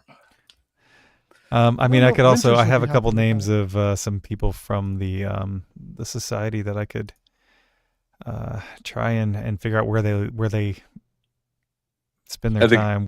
I think all these things are possible for you, which is easy to do where you're at. Yeah. The shopping so district, let's see if we can figure out something about Willa Vermeil, the auditor. Oh yeah, you got to do that. Definitely should do that. All right, where is that one?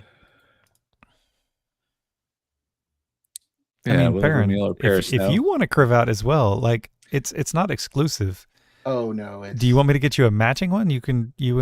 No, it's okay. I'm quite fine with the vestments that I've got. So okay. Wearing so, but thank you for that.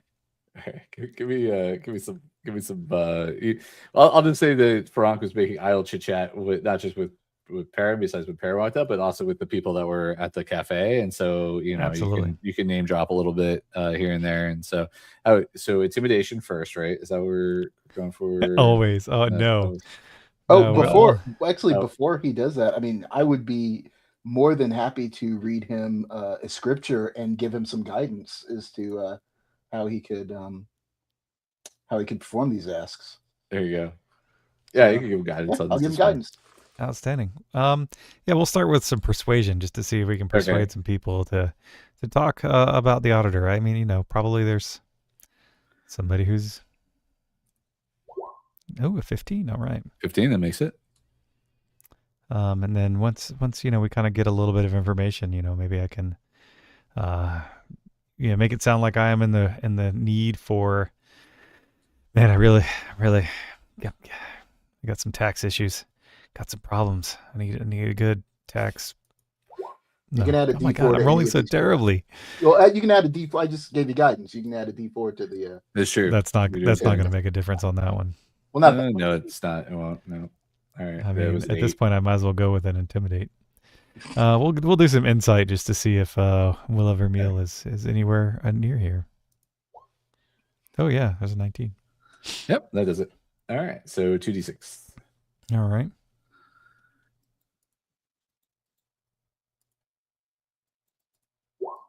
There's a 5. Oh, nice. You complete the invitation process. Oh, okay. So you get the information you need on both Paris Snow, the curator, and Willa Vermeil, the auditor. You have a good feeling that after you're checking around town and inquiring about them and everything, that you have secured their presence at the soiree. Excellent. Did I learn anything about Willa Vermeil, the auditor? Not some. I mean, you did pick up that the curator is very curious to see. Yes. Esten's stash. Esten's collection. The auditor. I mean, the best you know about them is that if anybody is looking to basically stay in the good graces of the court, at some point in time you get audited. And they're the ones responsible for making sure that all of your financials and things are in properly situated to be recommended by the society. So excellent. Yeah, they're kind of like the you don't just get into the society. You have to earn your place, right? If you're coming from outside of a well-established family, which does happen, right? Like so, Yeah. There are definitely fresh up and comers within the city that do get noticed, and in order to make it through, it's the auditor that basically makes sure that actually happens for you. Or again, if you've been out of the city for a while and need to get back in the good graces of the society, it's the auditor.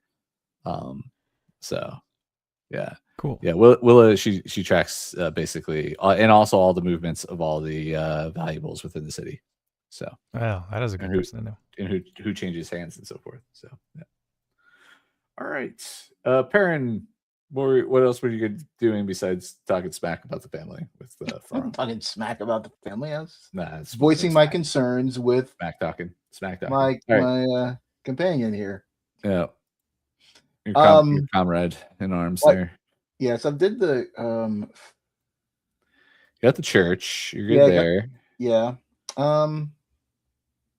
Goes to your personal project. You could try and aid the Iron Union invitation.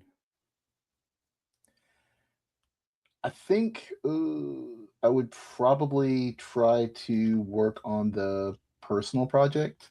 Okay. Maybe by going to the temple and kind of letting them know about some of the things I've worked at. Some of the things I've worked trying to get the family, not the family, but trying to get the people to listen to the sermons I've been giving, that kind of thing. Okay. So essentially kind of glad handing with that respect. Sure. All right. So first I would look for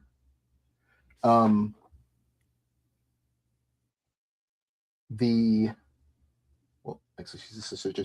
I'd look for the my contact with the church.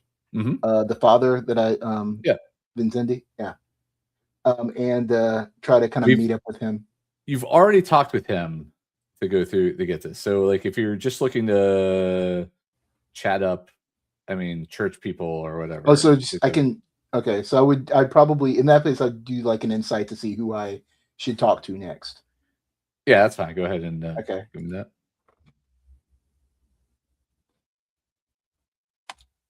That is a 22.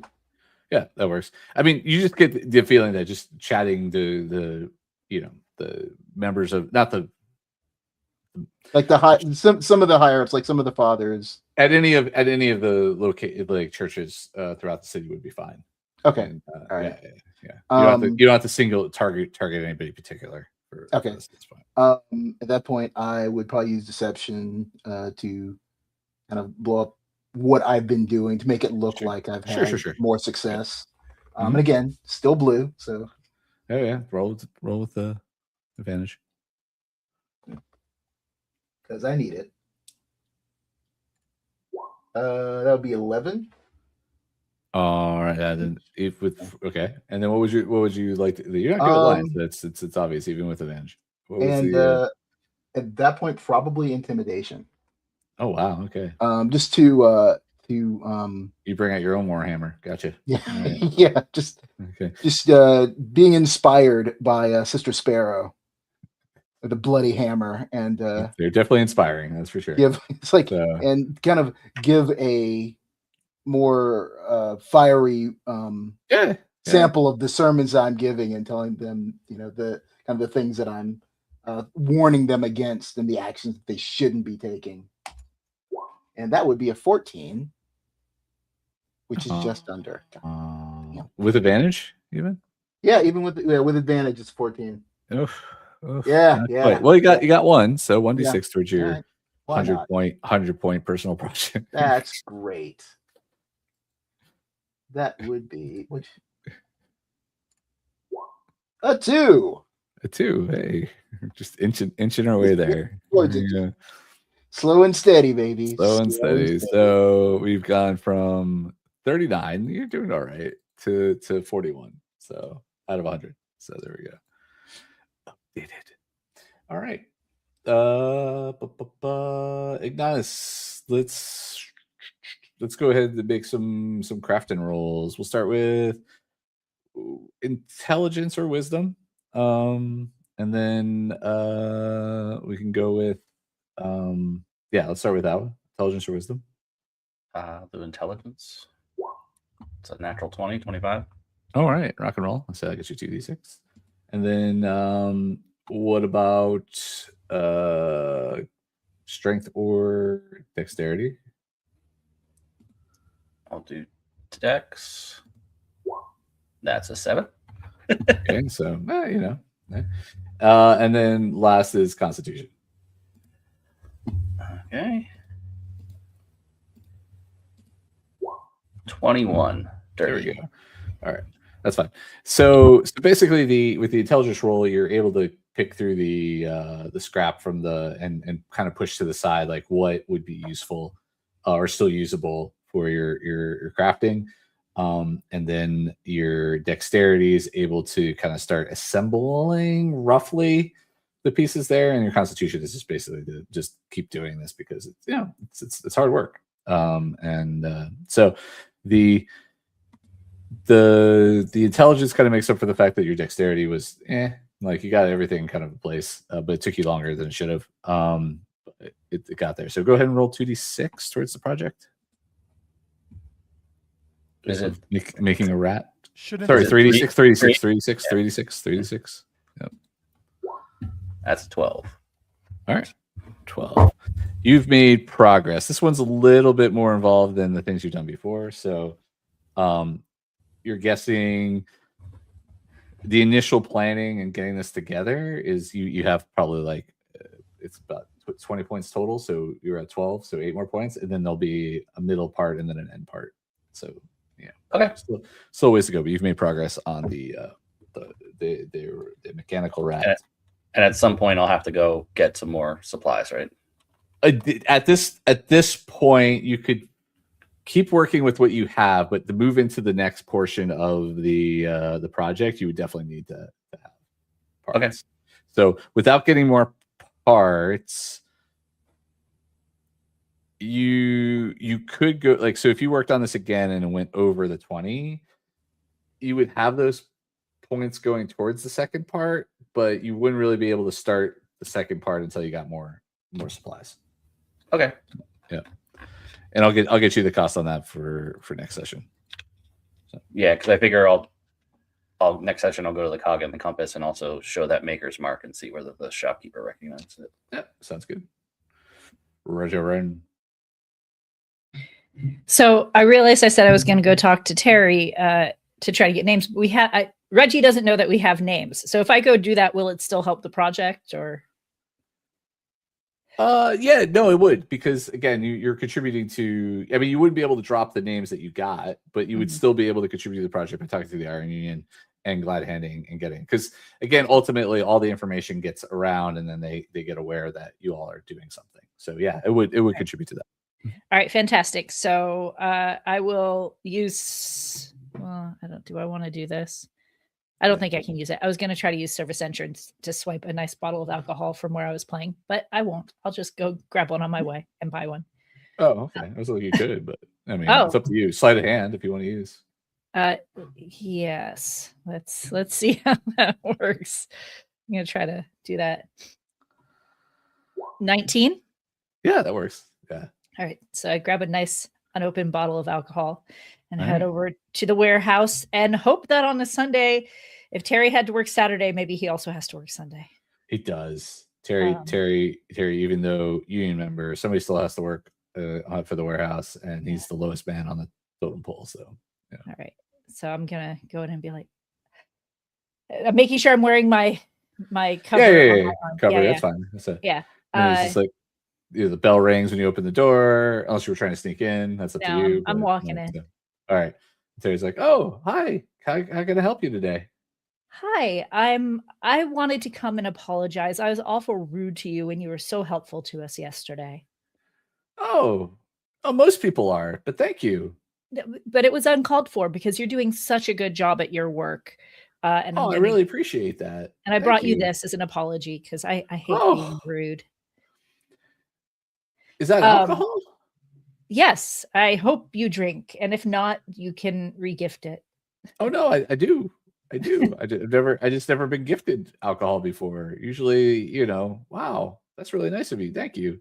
You're welcome. I don't think I can.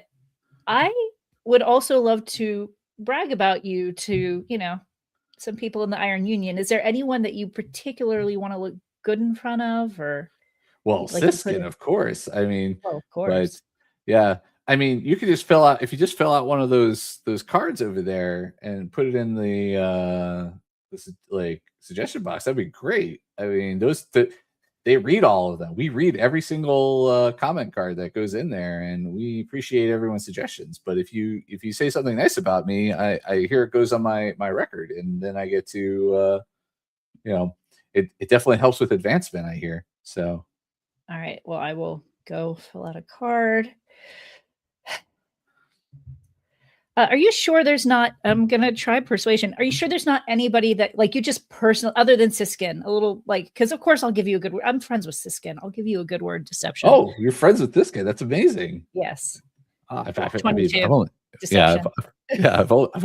heard it. I mean, you are kind of friends with him, so it's not that bad of a deception. But yeah, you're like, oh, that'd be amazing. Yeah, no, I haven't. I mean, he's a retired lieutenant colonel. You know that? He's a war hero. That'd be amazing. Yeah, he is. Yeah. And anybody else? It's just like, well, I mean, there's a number of Iron Union bosses, and man, who did list? I mean, the list keeps going on. I mean, you can keep making more rolls. You'll get eventually around to it. 7. Nope. Yeah, all right. Get anything more there on that, but what else do you want to go with the? Well, I tell you what, if you think of somebody, let me know at the Skye Estate, and just as a favor, let people know that we treat the Iron Union well. The Skye Estate. I heard a bunch of our union members died there the other day.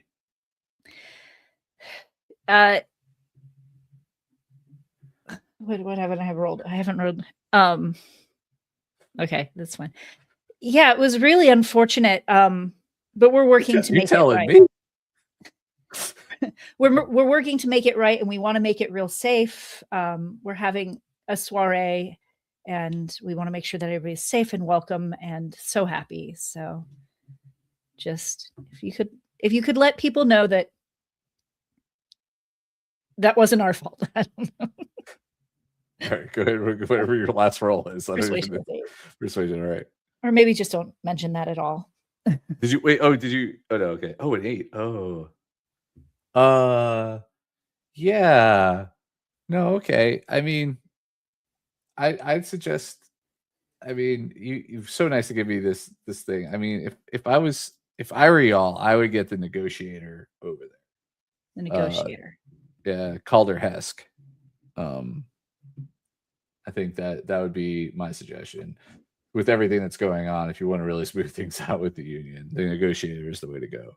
Absolutely. Is there anything that Calder Hesk likes that you know of? Have you heard of?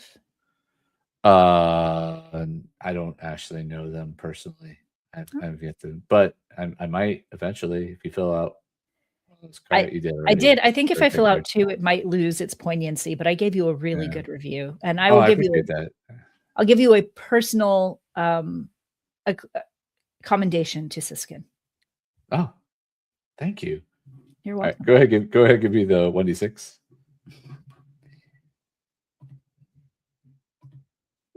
2. 2 still 2 more than you had before. So. All right, so your 6 goes to an 8 out of 20. So not bad. Not halfway there. Almost there. Ish. So there you go. Yeah, crawling your way up. Considering it's the one project you hadn't touched at all until today, it's not bad. All right, so with that, Terry wishes you a great day. Thanks you again for the bottle. It is now getting to be early evening on a Sunday. So where do people gather together? Do you all head home? Does Ignatus leave home and everyone else go home? What is the cycle here for your plans for Sunday evening? Parents got a big day, so he's gonna go back, I think. Parents gonna go back. Okay, back to the house. A lot of yelling. All right. Well, so here's the thing. Just what would you be doing on Sunday night? Though we're not going to cover it now, just so I kind of know, like, if you are going home, what would be your objective at home versus if you stayed in the city? He would probably be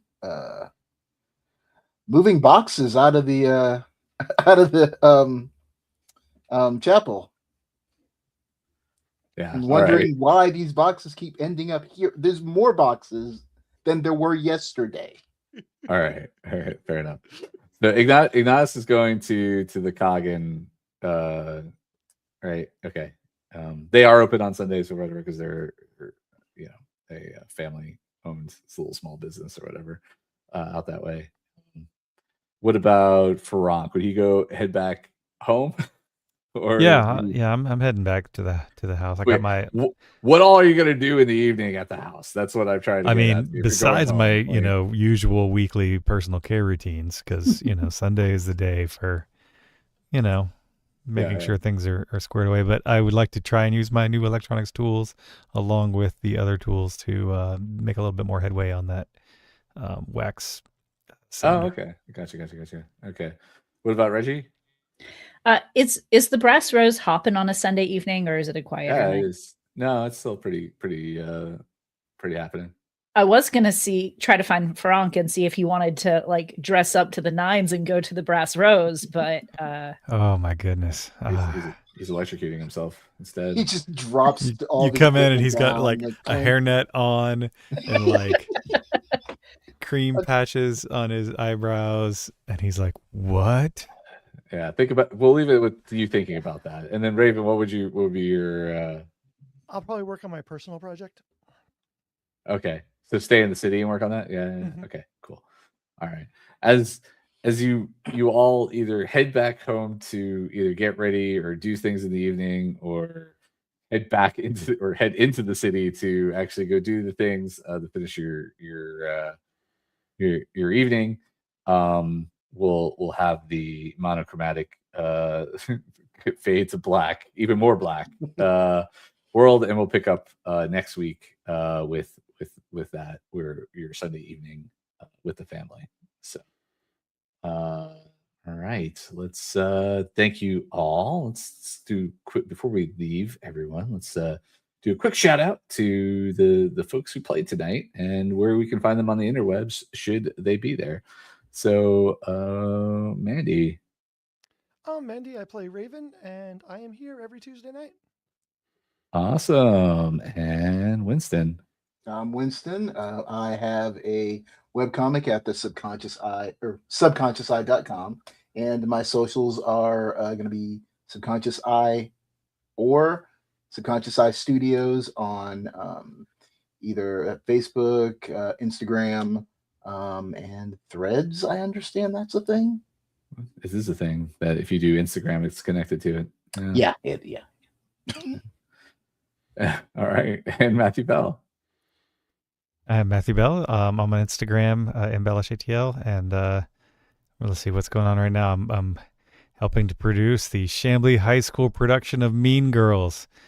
Starts next week, so if you're in the Chamblee, Georgia area, come out and check out the show. It should be pretty awesome.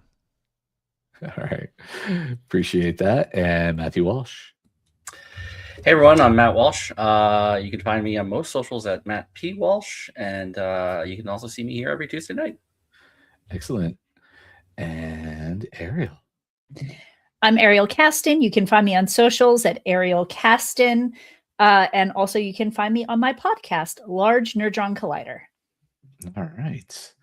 And of course, a shout out to the folks behind the scenes that aren't here, but are always contributing. Game design and writing, Stephen Chaney, Brandis Stoddard, tarot design and additional writing, Rabbit Stoddard, character design, Adam Schubert, Tarot and symbol design, Luana Zara, and graphic and UI design, Flora Sirotino of the Wanderer's Tome. I'm Christopher Mifsud. I've been your game master and host this evening. You can find me at the Magical Mr. Mifsud or Press Start Leadership or Play On Word Studios for all of those things. It's too much stuff, I know.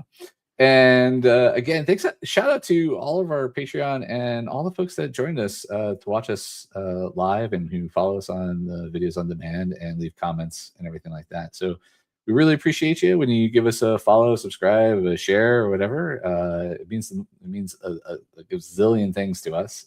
So thank you so much for all that.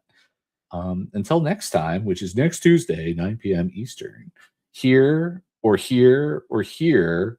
I'm pointing randomly. None of this means anything. But if you're watching us on whatever, you can watch us there again in a week. So check us out. And again, thanks so much. We appreciate your support. All right. Bye, everybody.